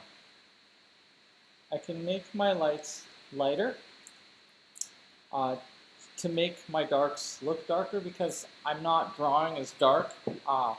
It's nearly black behind him, but I don't have the kind of time to put that all in, so I just have to say, hey, it's a dark. And then just use some line to explain overlap. So I'm just taking my time, just being really accurate with how I draw my line, turning my wrist. Here it softens out, so I'm not going to draw as much of a line. But that allows me to think that it's darker. And then there's a little bit of reflected light along this side of the tricep. So in order to make it seem lighter, I just put a dark beside it, or a dark on this side. So I don't erase out. Some people do erase out, but I find that that flattens the artwork, because what you're doing when you erase out in the dark is you're now making the dark, the lightest dark, reflected light, is not light. It's still dark. And so it needs to remain toned. Here, there's a little tendon along the elbow. So I'm going to create a hard edge with that. So the tip. Just the tip, girls. Guys, you can learn from that too.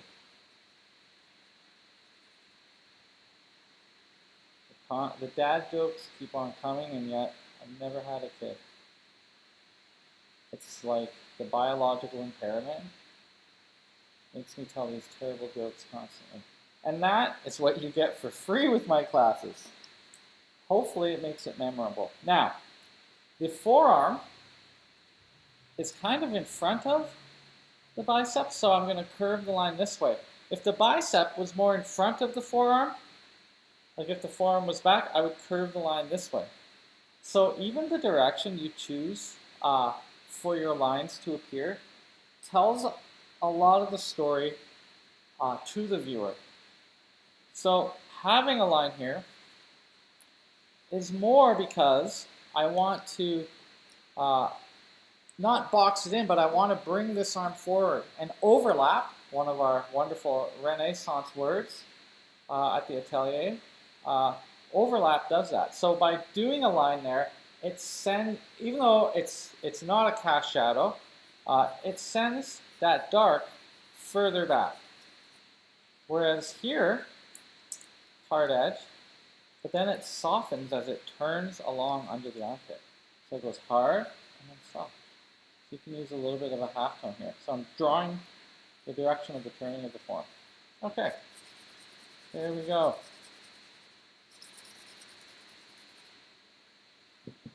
So I'm going to finish this arm. I've got 5 minutes left, 4 minutes and a bit. So I'm just going to try to get down here. The process of the ulna, little round nodule there, and pull up.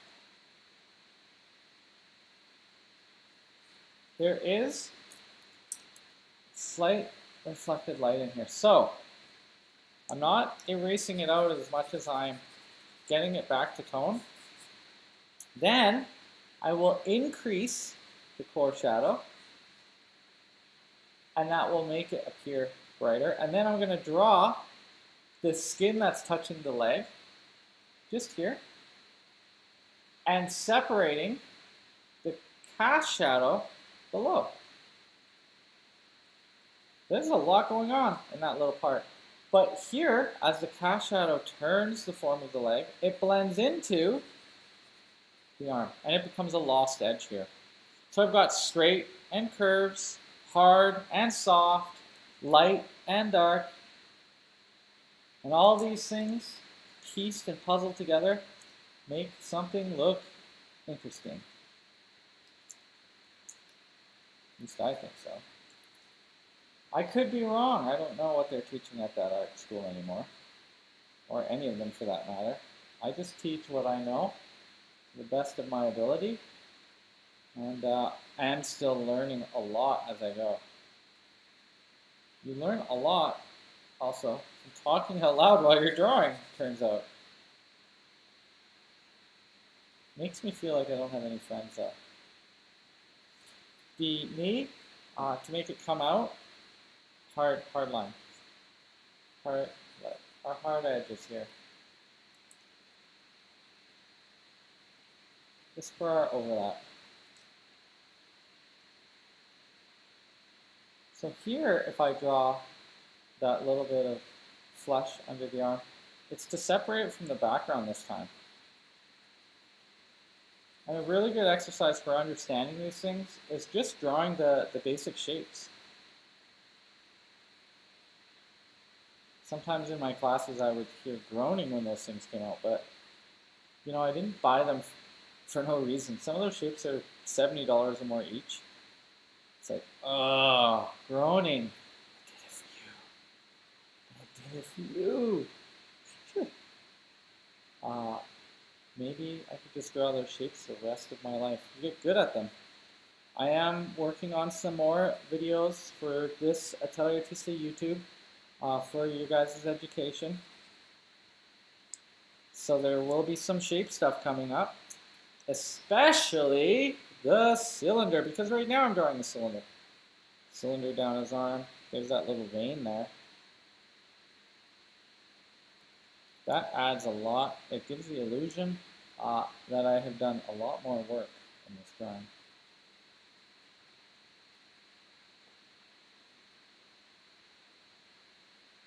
I'm also working on a video for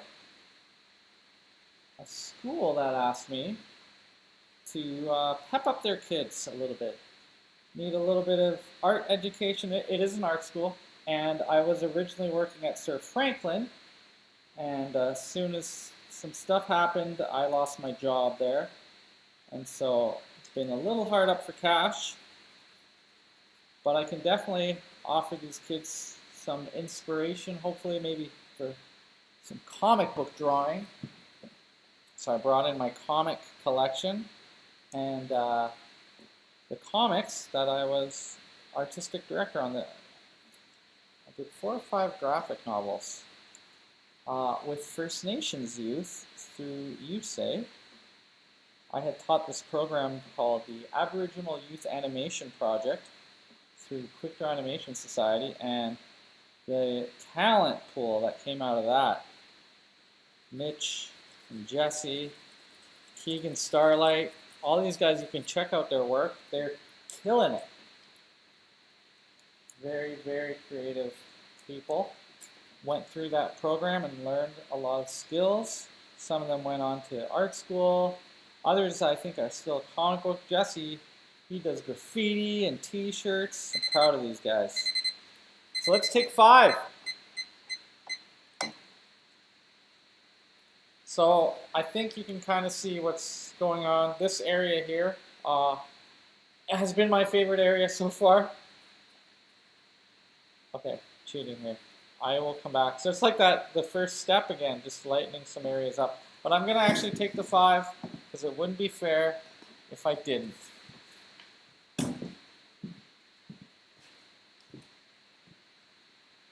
Okay. Wait, Instagram, are you back? What's going on? I don't understand. What?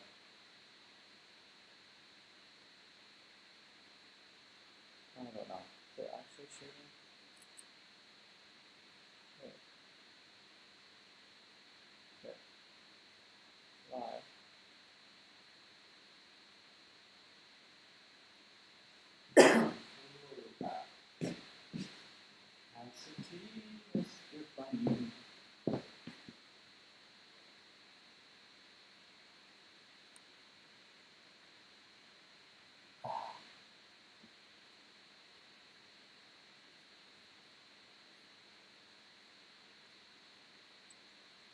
Turns out we have an excellent connection today, YouTube.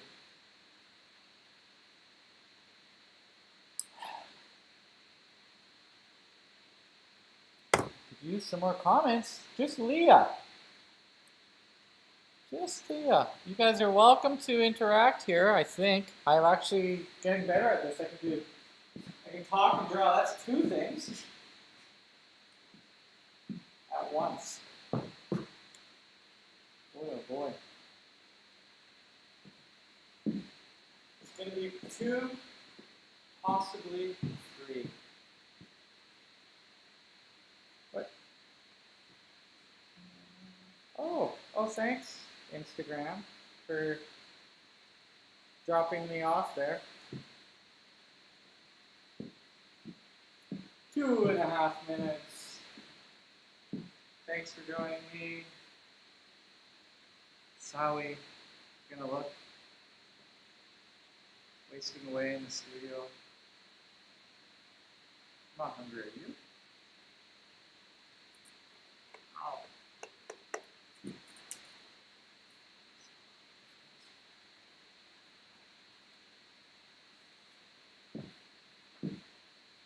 Take a mental break. Step back from your work if you can.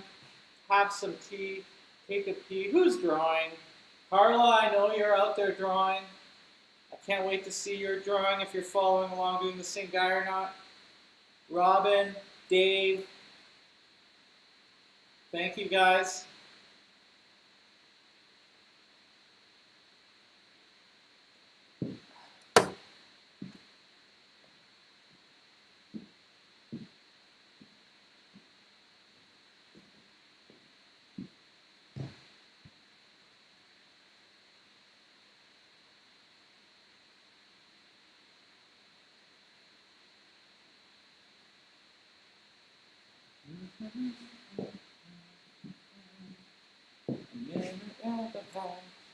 Boy, I feel like I haven't gone as far as I should.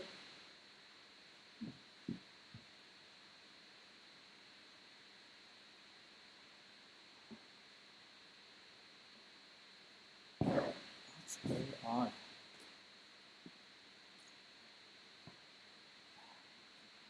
Let's see. Got it a break. Breaks it at the background.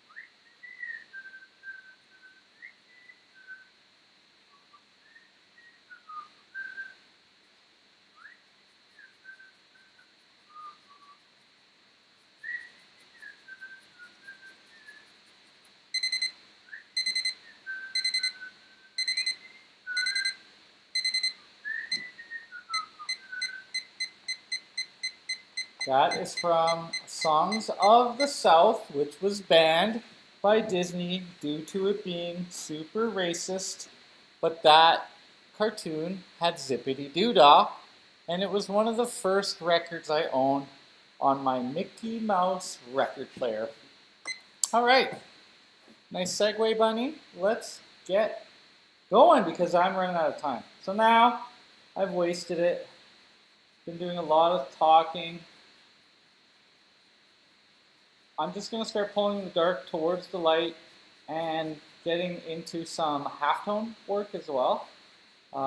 Still following the shapes, getting some of the bed bug line in there. But I need to start building stuff up because I haven't touched the face, and maybe I've just been a little nervous today. A little bit rusty, haven't been drawing since Friday. And you know what? Yeah, it's not really like riding a bike. You need to keep this thing going. If you're not practicing, how do you expect to get better, honestly? Don't make me talk about the athletes again. It doesn't just come back, you know? Maybe the knowledge is there, but you gotta keep working it. Oh, eraser, not touching myself. All right.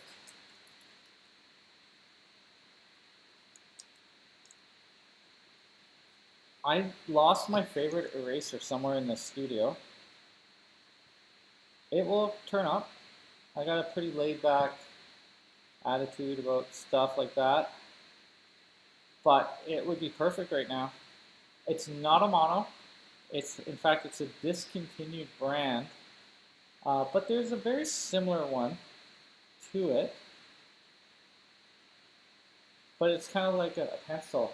So I have instead, for erasing, these ones from Japan. Oh wait, or Korea. I don't know. I can't read that. But it's a pencil that is an eraser. So you sharpen it just like a pencil, and then you can erase out the little lines, which are going to be very useful because there are some places that have veins. So this is just an example of one. So I erase the vein out, then it's too white, and then I rub my finger back over it. Unless it needs to be that light, but usually not. See? You get this little nuances. And it adds a lot to the drawing for sure. This is the lightest part here, and some under here. So if you lose your favorite one, find an alternative. This one's like drawing in reverse. Gives you hard, soft edges. You can kind of draw the halftone in the lights. Exactly like crosshatch like this.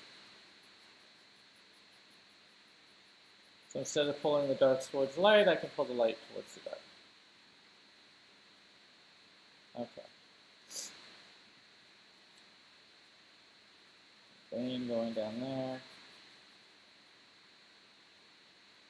If I had more time, I would put more detail, but gotta get cooking here.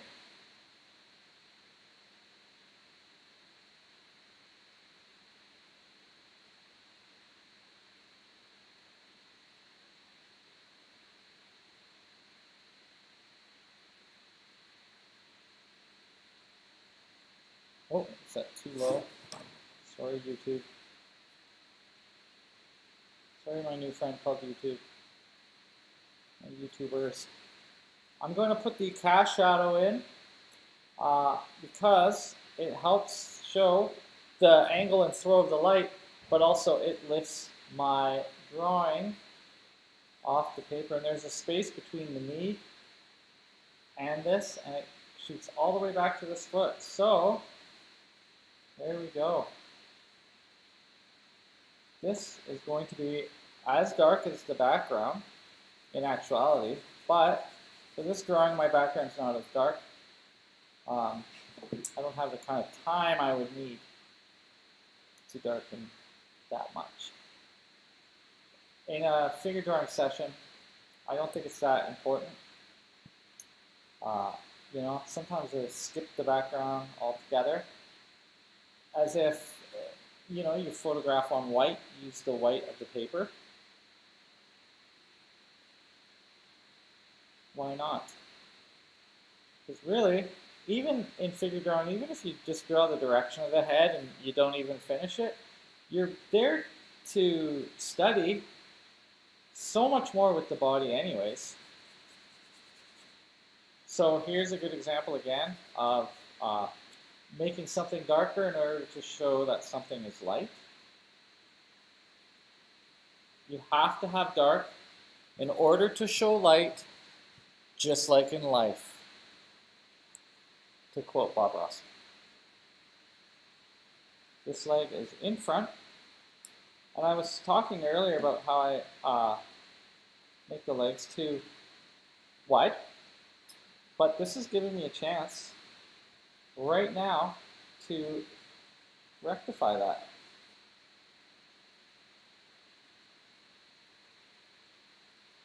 So rectify.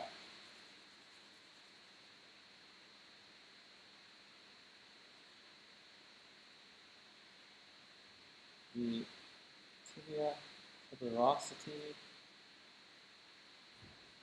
much darker. And it curls up and comes around, which might bring in my calf, actually. So this is another chance for me to make my leg smaller. Oh, I hope I didn't overdo it. I may have, that is known to happen, and shoot that tendon back. Here, all of this doesn't matter. It's not that important to me. Here, maybe I'm going to add a little bit of light.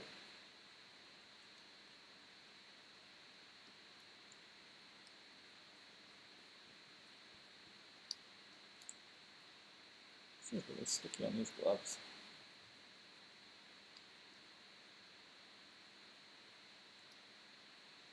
I can pull some halftone to turn the form of this leg and to emphasize the separation of the quad muscle to the patella.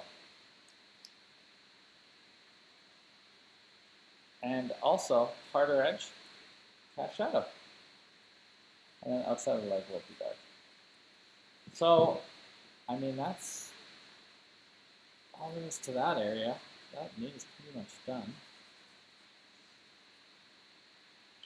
Maybe gotta intensify this vein here. So the vein has a core shadow and a cast shadow, but also we're going to do a little cross hatching, a little feather cross hatching up to the fingers here. It's the fingers.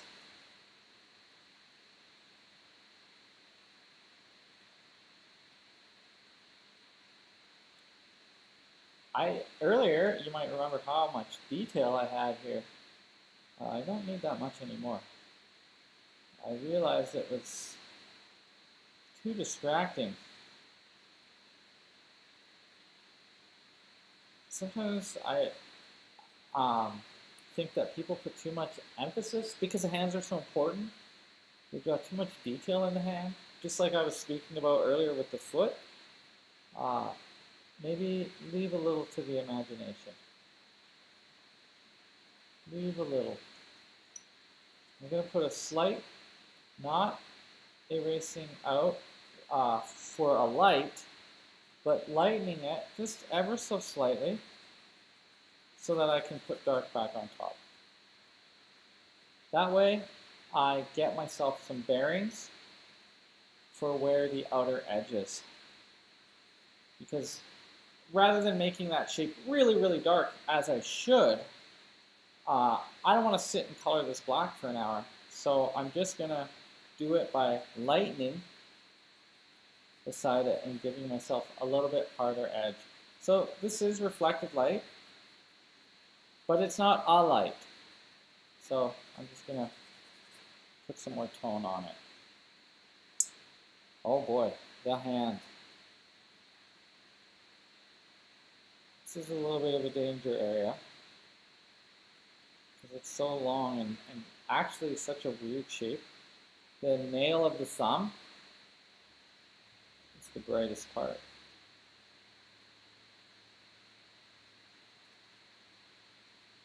And skin has tone. It's not you know, as white. So that might be enough. If I put too much detail down there, like I said, your eye's going to dart down there. It's like a magician's hand all of a sudden. You start to look and be like, what? A bad magician. Let me be specific. Not a good magician. So just a little bit more form here and there. 10 more minutes on this bad boy for this sitting. Maybe I'll lighten that a little bit more.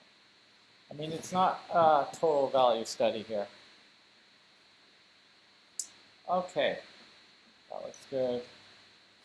Let's use the kneaded eraser to pull out the lights. Now these lights way back here, they're far from the light, so I don't want to make them too bright on this foot.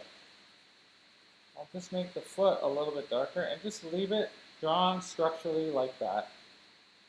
Sometimes it's nice to have a little reveal how you did it. You know, a human drew this, not a machine. Cast shadow. So this is my darkest dark in the case of this drawing. And it's really going to help things pop. The background, once again, should be the blackest black I can make. Maybe on a break I'll waste one of these expensive $4 pencils, but I doubt it. I don't think it's necessary. You got to choose your battles. I'm not going in 2.5 hours of drawing or this 3-hour session. I'm not hyper realism here. I just want to get a study. Practice really is my goal. Keep the skill up. Keep the observation going. Of course, this would be much better and much harder from life. But, hey, this is what we got. So we'll go with the photos for now. It might be nice for some of you that you're still working with photo, so that when we do come back, you have some confidence built for when we have the model, which is much harder to do.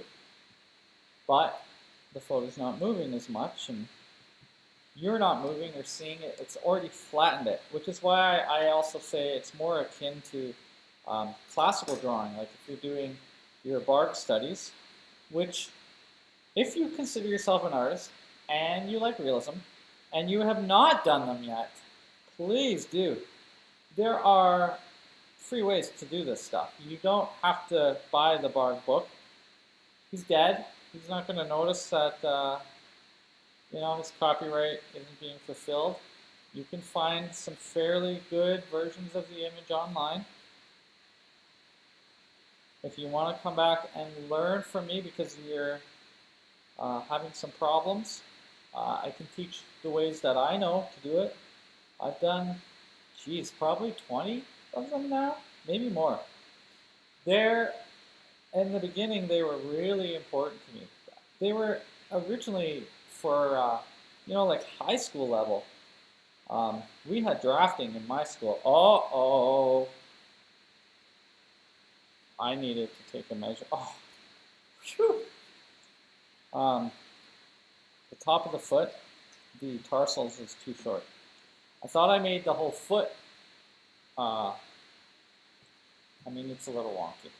Who am I going to get here? Can't lie to you guys, right? 1, 2, 3, 4, 5.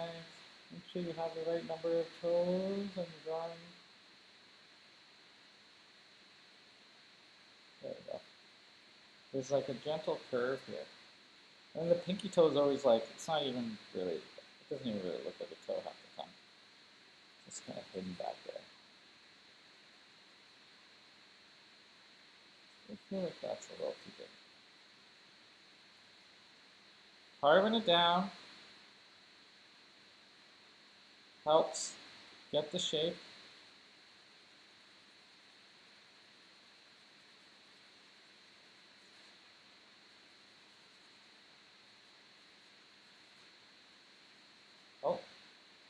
Contact.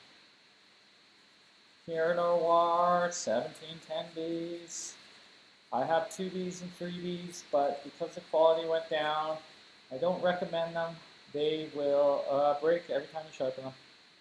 Unless you've got a gentle touch, I can get a pretty good sharpen out of them, but I wouldn't waste your money. Okay, that looks good. Just a couple little hits here and there. I also like to draw a hard edge around things that are hard. So the heel, the elbow, right, where the landmarks, right, where the bone is surfacing, sometimes the acromion process. Reminds me, I should intensify some of our landmarks here. They're good to learn. And we'll just darken this all a little bit more.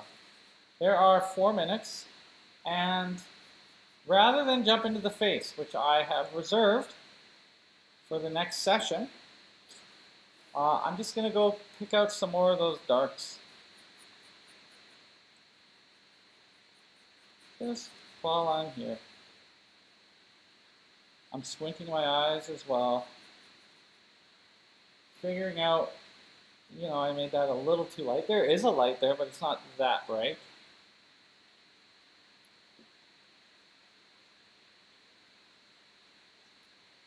Maybe lift some more light out of this red though. This arm's way too light. If I squint my eyes, it's not that light, right? It's tan from the light, but also this is too intense here. Maybe I'll just darken that. So I can go and be picky about this kind of stuff. Geez, 3 minutes? I might be able to get this head done. You know? Am I kidding? Why was I waiting? It's so easy. So I like to use my pencil long ways and scratch the texture of the direction of the form and the hair, like this. It makes it look like you drew, like, you know, with your hand down, how we're used to drawing or writing. And I'm turning the pencil all the while. So the lines are thicker and thinner, but it gives the impression of the turning of the hair. Yeah, I would call it texturing, because I already have the tone and the value that I need. But now I'm just running my pencil to be all the dark folds between the hair. And it looks like you do, you know, it gets you a far way for very little work. And all the while I'm sharpening my pencil while I'm doing it. It's like 2 birds, 1 stone kind of thing.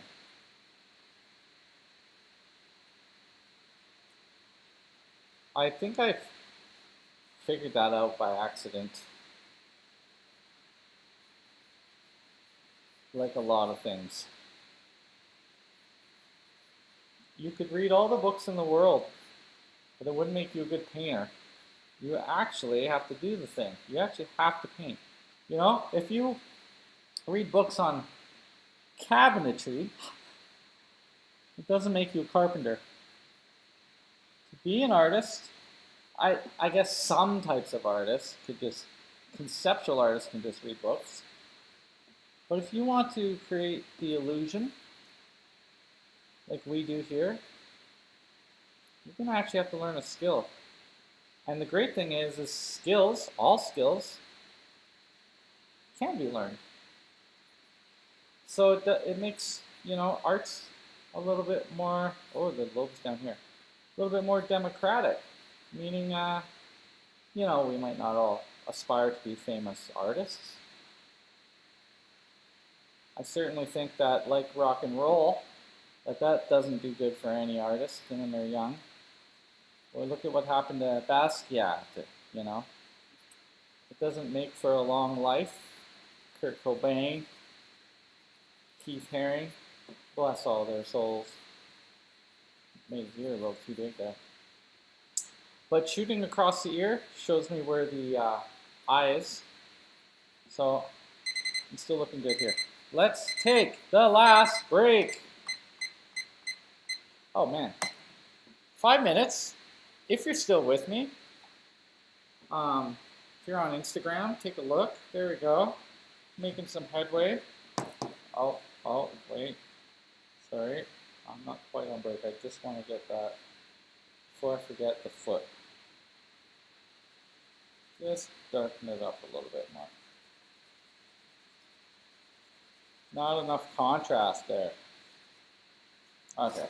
Good enough for now. 5 minutes. This will be it till the end. And special today, hey, I'm waving at y'all. Special today is I'm going to put it up on the board beside the reference material. And hey, I'm going to critique my own work today. So if you're listening, and you're one of those people up on YouTube, at the end, after 20 minutes, I'm going to put it up beside the TV and compare it. And we can look and we can see where I've made mistakes and measure. It's good to be brutally honest with yourself. That's how you get better. And you can watch me rip myself a new hole. Artists are, you know, tend to be their own worst judges. But I'm doing it in a very literal sense. So we'll look for proportions. I can already tell my foot's gone off, but let's see. Oh, the arm's too long. You know, we'll look at where the distortions are, so that next time we can improve them. And you can do yours at home the same way.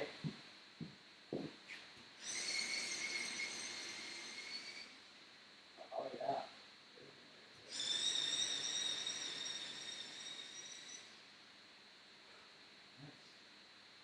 Oh.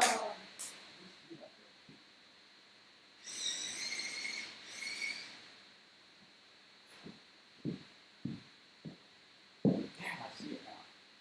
Can it be fixed?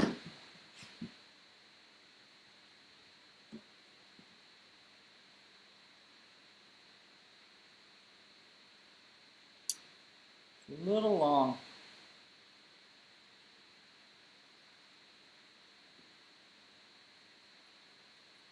Oh yeah, this is break. Take a break. Take a break. Take a break. Take a break.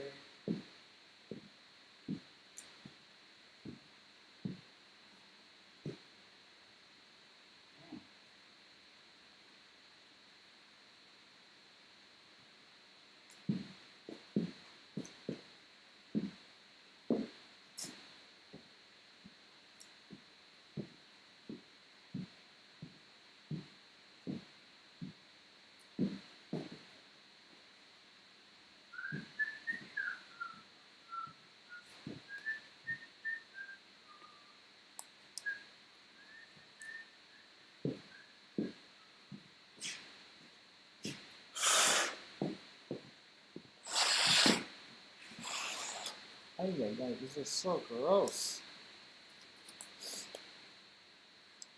Probably should. I got boxes of them with the intention to wear. I love this YouTube view. It's as if you're in my head. Like the camera's way above me. But it looks like my arms are coming out, and that's what I see. It is not what I see at all, but it's a lot closer.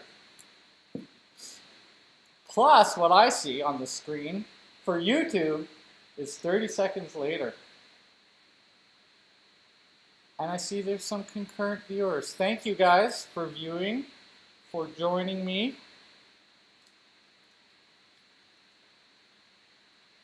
Let's get these numbers up in the thousands. Oh, what a dream.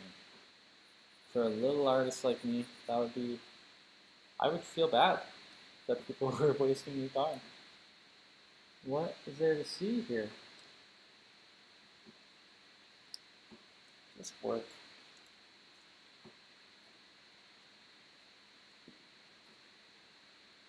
Hmm.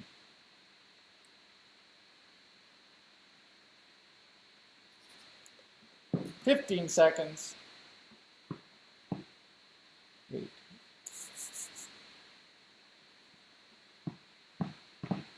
Whoa, that's what my hair looks like. Nice job. Cut my own hair. Looks like I missed a spot. All right, this will be the last 20. I don't even know if I have 20 minutes of drawing to do, but today I'm going to change the camera position, and I'm going to hang this drawing up beside on the screen, and I'll show you how to analyze it. Oh, now I'm just finding all the mistakes. Damn, my shoulder is too far out. You usually want to figure these things out early on in the game, but we'll look at them later, and maybe you can learn from me learning about what I'm doing here wrong, or could use improving. I'll try to sound more Tony Robbins about it.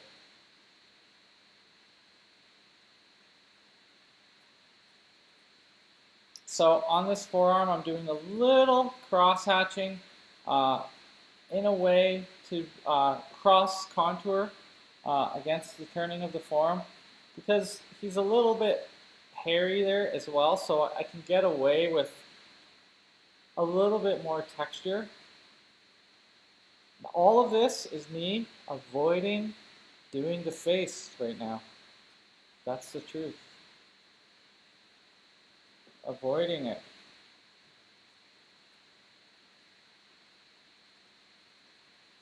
Gotta make this a little bit lighter. It's, I know it's actually darker, but there's a lot of dark going on here. So, figure can't hurt to have a little bit more light.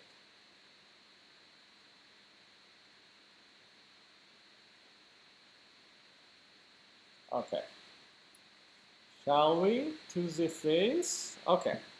From the hole in the ear, I'm just going to bring the eye across here. Can't see much. This angle is actually pretty close to one that you have to draw in the bark. Just a little bit tilted.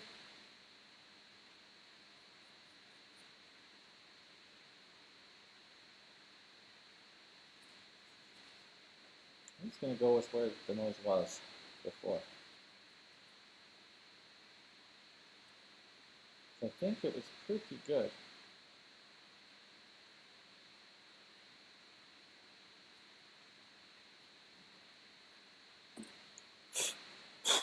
Okay.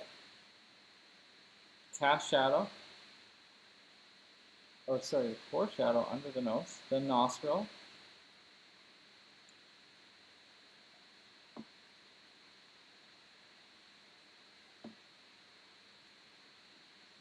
Ryan's got like a kind of a Roman nose, so I'm just going to emphasize that a little bit more there. And his brow, it's not an old man brow like I've drawn. With little hairs coming off of it. There are hairs, but they are casting a shadow. So I'm going to use this to kind of draw that texture. Give the illusion that we have some bright hair. Speaking of which, highlights.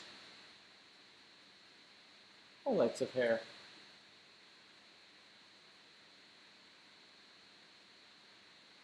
It's good to group them together rather than draw spaghetti hair. You know, every line.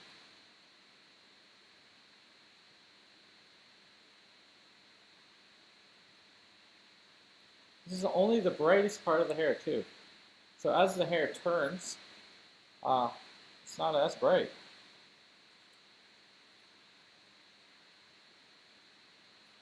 We're kind of lucked out with this position.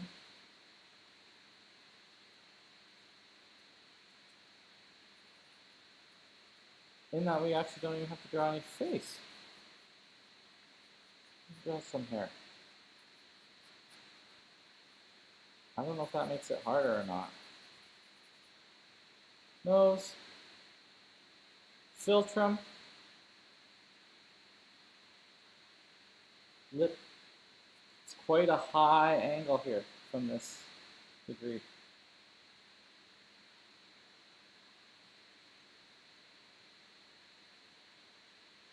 Bottom lip.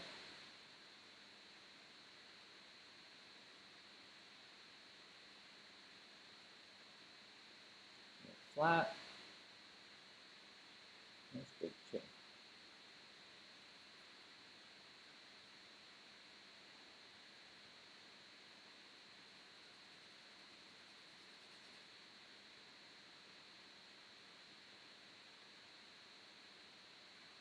Bring that in a little bit more. He looks a little Chairman Mao-ish here.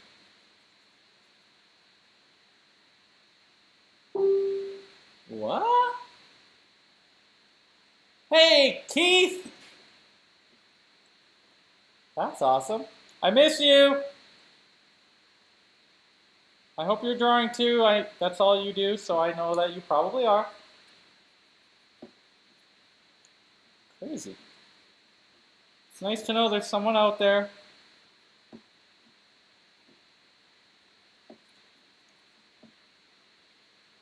Well, that made my night. See how easy it is, guys? Just comment, like, subscribe. I'm learning the lingo of the YouTube. Smash that like button. Subscribe. What's the other one?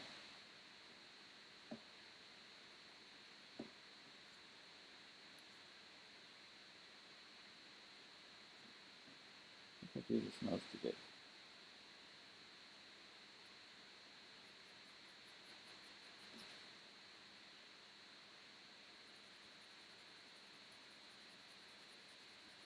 Okay.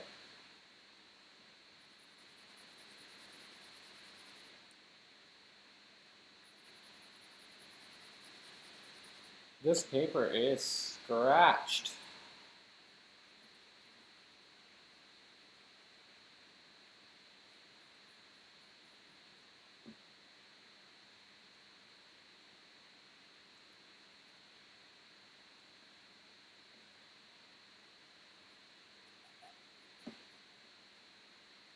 Not sure that I've done a good job on this chin here.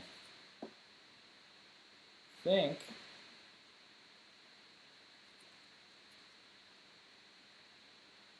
it's gotta be bigger.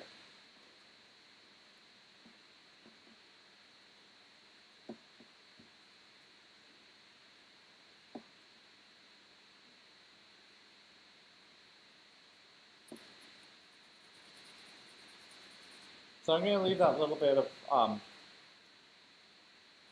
highlighty bit there.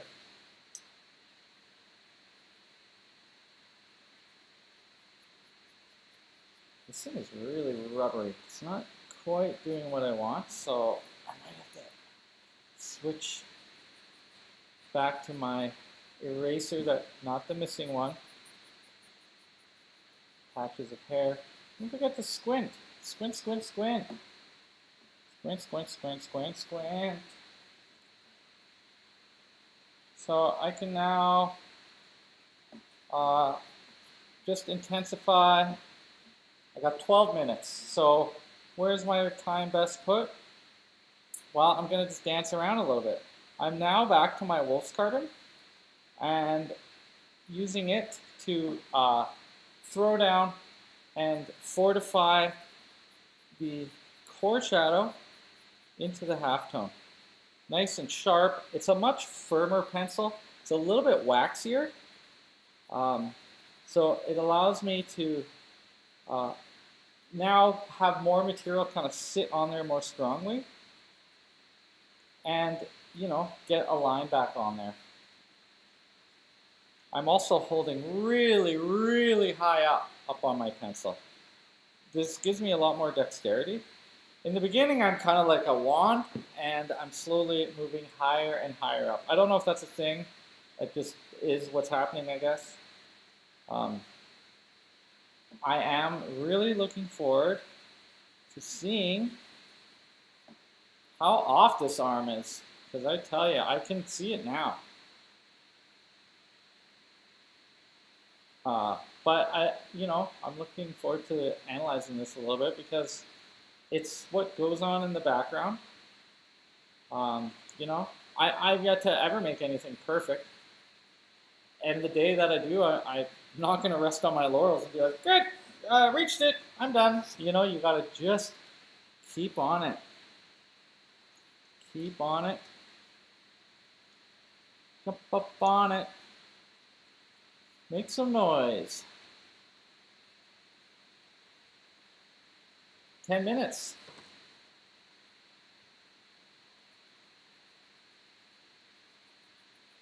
This is a 2 by feel. Oh yeah, I guess it's a 2B. By feel, it's a 2B.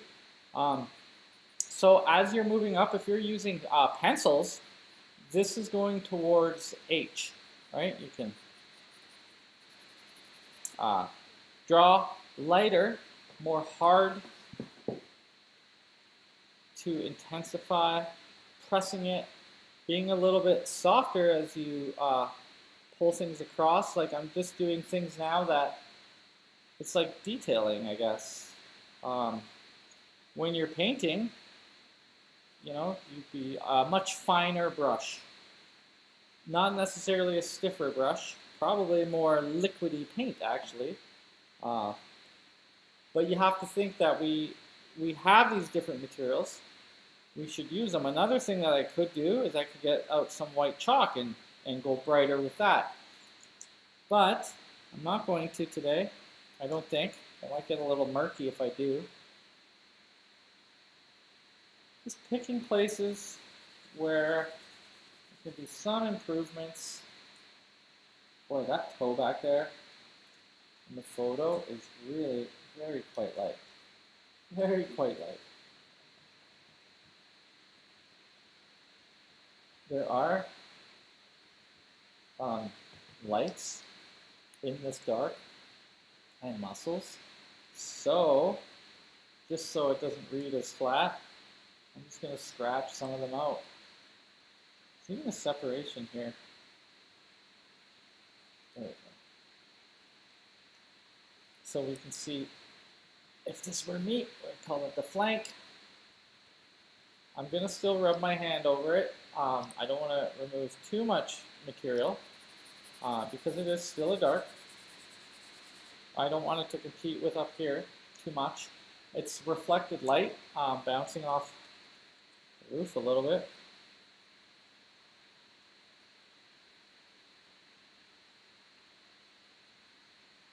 So now I'm really using the point here. There's a whole bunch of folds under the armpit here, so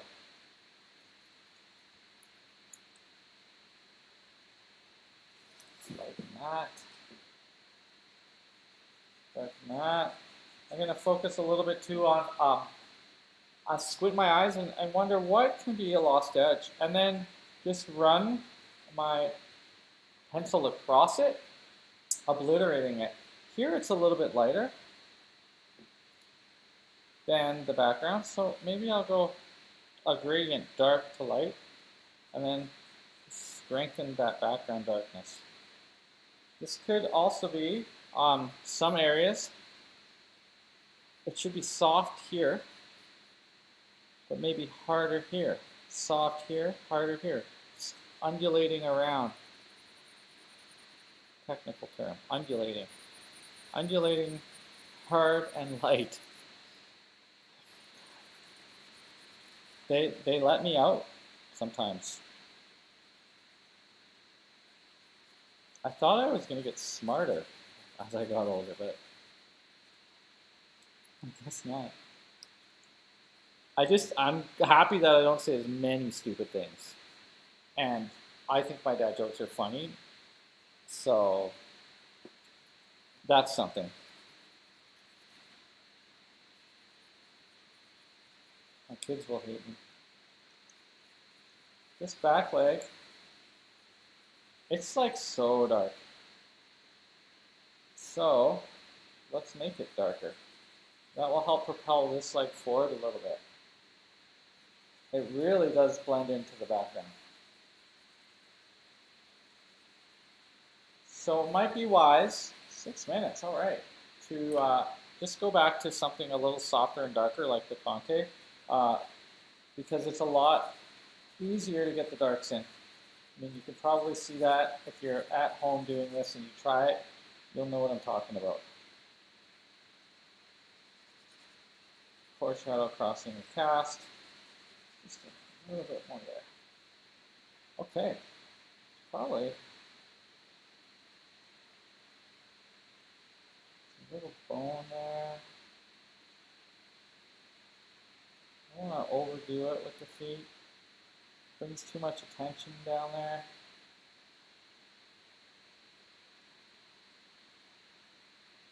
Really finish this hand out of it.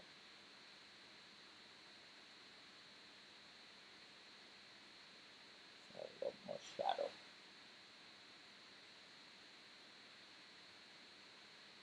That wrist, I can go hard, there to there. I can also lighten this side a little bit. And then instead of drawing that way, draw the forearm this way.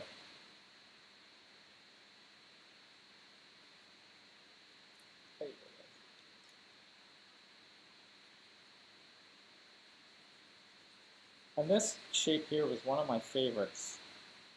So I'm just going to darken it more.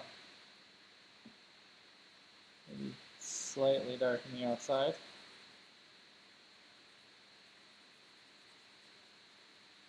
At least it's a lot smoother. This is like, this piece of newsprint is probably 15 cents to 30 cents. I'm not sure. This is from, Keith gave me a pile of like 500 sheets, which is why I'm drawing it on every week. I've taken it as a personal challenge. I probably should use better paper because honestly, these aren't archival. This is just garbage paper, you know? Ooh, some hairs back there that are a little lighter. Hopefully Ryan is seeing you guys drawing him. Models like to know that they are being used up. Oh my God, I just said that. Just muse them up. That's an original. You heard it here today. I'm boring and drug-free, and I'm still coming up with this shit.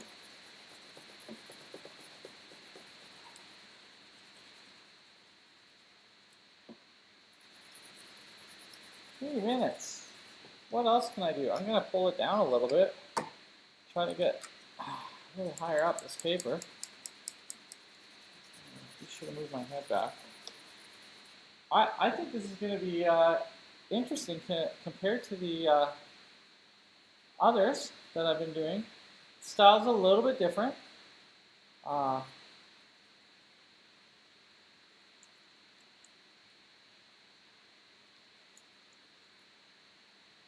But it still looks like I made it, you know? It's not like I'm going like someone else right now. Lost those striations though. That's not good. I like those.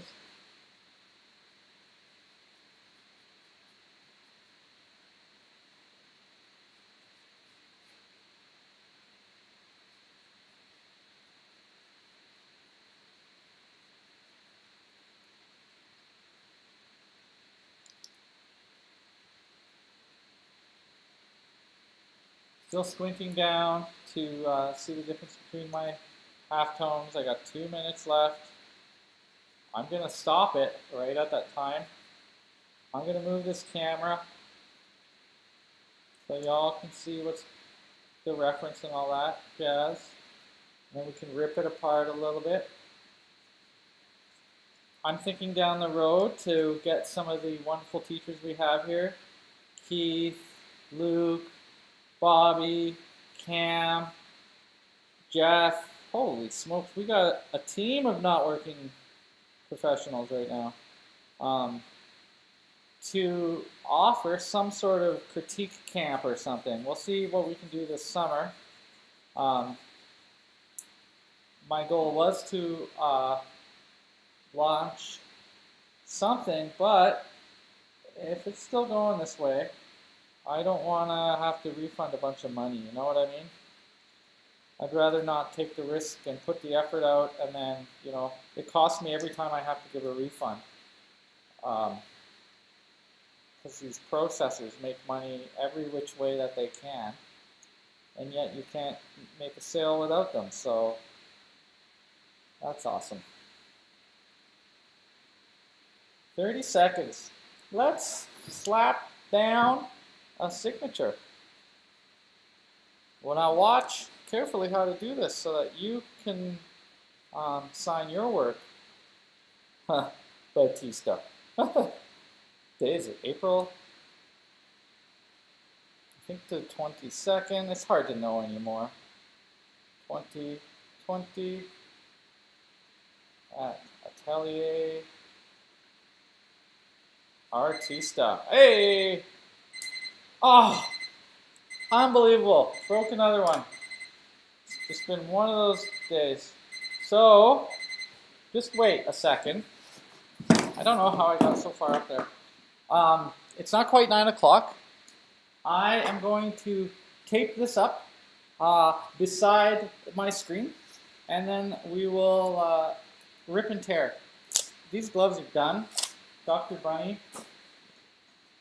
And I will, how am I going to move this camera? Let's see. Here we go, YouTube.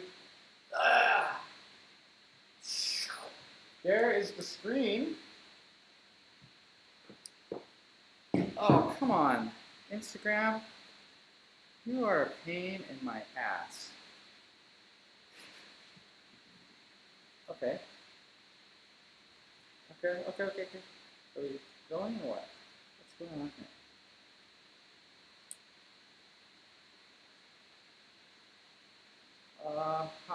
Instagram. Coming back for the critique. Be there in a second. Okay. Whoa. Is that gonna work? Is that gonna work?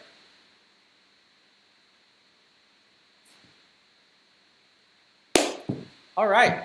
And let me just turn this laptop to face me so that you guys can hear me. I got some tape. We're gonna rip a hole in this piece. When I went to art school and stuff, and any workshop I've done, only your friends are just brutal. So the great thing, oh my God, about having artistic friends that you can be honest with. You know, if you're really wanting to get better together, we should be able to hold. It's not terrible. So I gotta step back and look at this for a minute. Hey guys, I am analyzing my drawing compared to, this is way different than when, that's surprisingly accurate. In terms of the size, I made his head a little too small. So some of the parts that were bothering me that I want to look at, I might need a screen to see. I had a lot of trouble. I had shifted his head a lot. I feel like my head is still too small. It should probably be lower. Okay, lower, that'll work. Let's try something here. I don't know if this is going to work. It's a little hard to see. If I line this bad boy up. Maybe it's a little crooked. Let's try this. Okay. Human being, drawing, measuring. This wasn't site size, so I wasn't actually taking a measurement, but fairly accurate. Okay. Let's see if I can do this. So the thing that was bothering me was this arm. Now I didn't mean to draw him the same size, so things are a little bit different. Damn. Okay. The butt's where I want it. You guys saw me move it in and out. It's lining up. Let's see about the foot. So I'm just going to put my finger where the foot is. Pretty close. Pretty close. What about this foot? Now my foot's longer and flatter. I'm going to take the measurement. Shit. That's pretty good. I'm a little bit wider, a little bit flatter. And remember how fat I made my leg? It's about the same. Okay, so I'm not hating myself. Now, that being said, to be fair, this is from a photo. And it's a lot easier to draw and measure from a photo because you don't have the problem of depth. Now, I mean, if I turn this in black and white, it might be pretty interesting. Let me just take a measure of the head. Like, I don't know, I've got like a hoof happening here. I've got a little too stylistic. Okay, so my hand is shorter. My foot is flatter and longer. I didn't like how this turned out. I feel like this still looks too long to me. This might not be the best way of going about it, but also, you know, if they're lined up, yeah, see? So my head is too low, so he's got more of a hunch in mine. I feel like my arm is straighter, and this arm shoots a little bit more of an angle. This area might be able to be lighter. It's not terrible. I squared off his arm a lot more, his shoulder, but I mean, it's drawing, right? 2.5 hours. I feel like that was the right amount of time, and I would just be lost noodling about. Even in the beginning, I had wasted some time noodling about. I don't know how stylized you are, or if you're separating your shapes, or if you have 2 or 3 values. I could definitely have a darker background. So if I was to transfer this to painting, it would be a good place to start and to tweak. I'm loving this foot. And I'm loving this hand. I don't care for this foot or this hand. So don't draw A lot of lines are high contrast where you don't want people to look. It looks to me too that my ear is way too high up and over. The space here is off. It should be shifted down a little. But being for yourself, be vigorous. If you have to take a picture or use Photoshop and layer with onion skin, if it's proportions that you're working on, do that. If it's value that you're working on, turn this thing black and white, print it out, hole punch or remove values and test to see if you're getting your lights and your darks in the right place in order to show the form. Other than that, I want to thank you guys for joining me, for possibly drawing along or just listening to me talk or watching what I'm doing. Every time it's a little bit different. I'm not going to lie, like I have a method, I teach away, and then I change it 3 months later. So for you, just keep working through. Maybe something I said really stuck with you or helped you see another way. The reason I bring all this up is I am doing a couple more free classes on Friday. Same YouTube, possibly same Instagram if I can still get a good enough Wi-Fi signal. But we're going to talk about the muscles and how they fit on this particular model, and I'm going to put them onto a skeleton. So I'm trying to show all the modalities of thinking and learning so that you can train yourself in isolation, from books and reference. And then when you come out to these drawing events that we host here, you'll get better and better. It's an up and down. It's a roller coaster. But once again, thank you. I appreciate it so much. Send me your comments. And if you haven't filled out the Atelier Artista, can't even say my own school name. Whoa, I'm tired. But if you haven't filled out that survey, I got about 35 responses. I'd love to get 50 just to get an idea of what people are, what direction they're hoping to see the school go, where I should put my efforts. I'm taking school right now. I'm burning out. I'm still working 15 hours a day, but I'm getting my practice in, and I hope that I can make something better for you guys in the future and that you enjoy the free stuff that I'm giving you guys now. Other than that, I'm going to end the stream. Have a great rest of your night. Ciao. What? You Instagram guys can come out the window. Come out the window.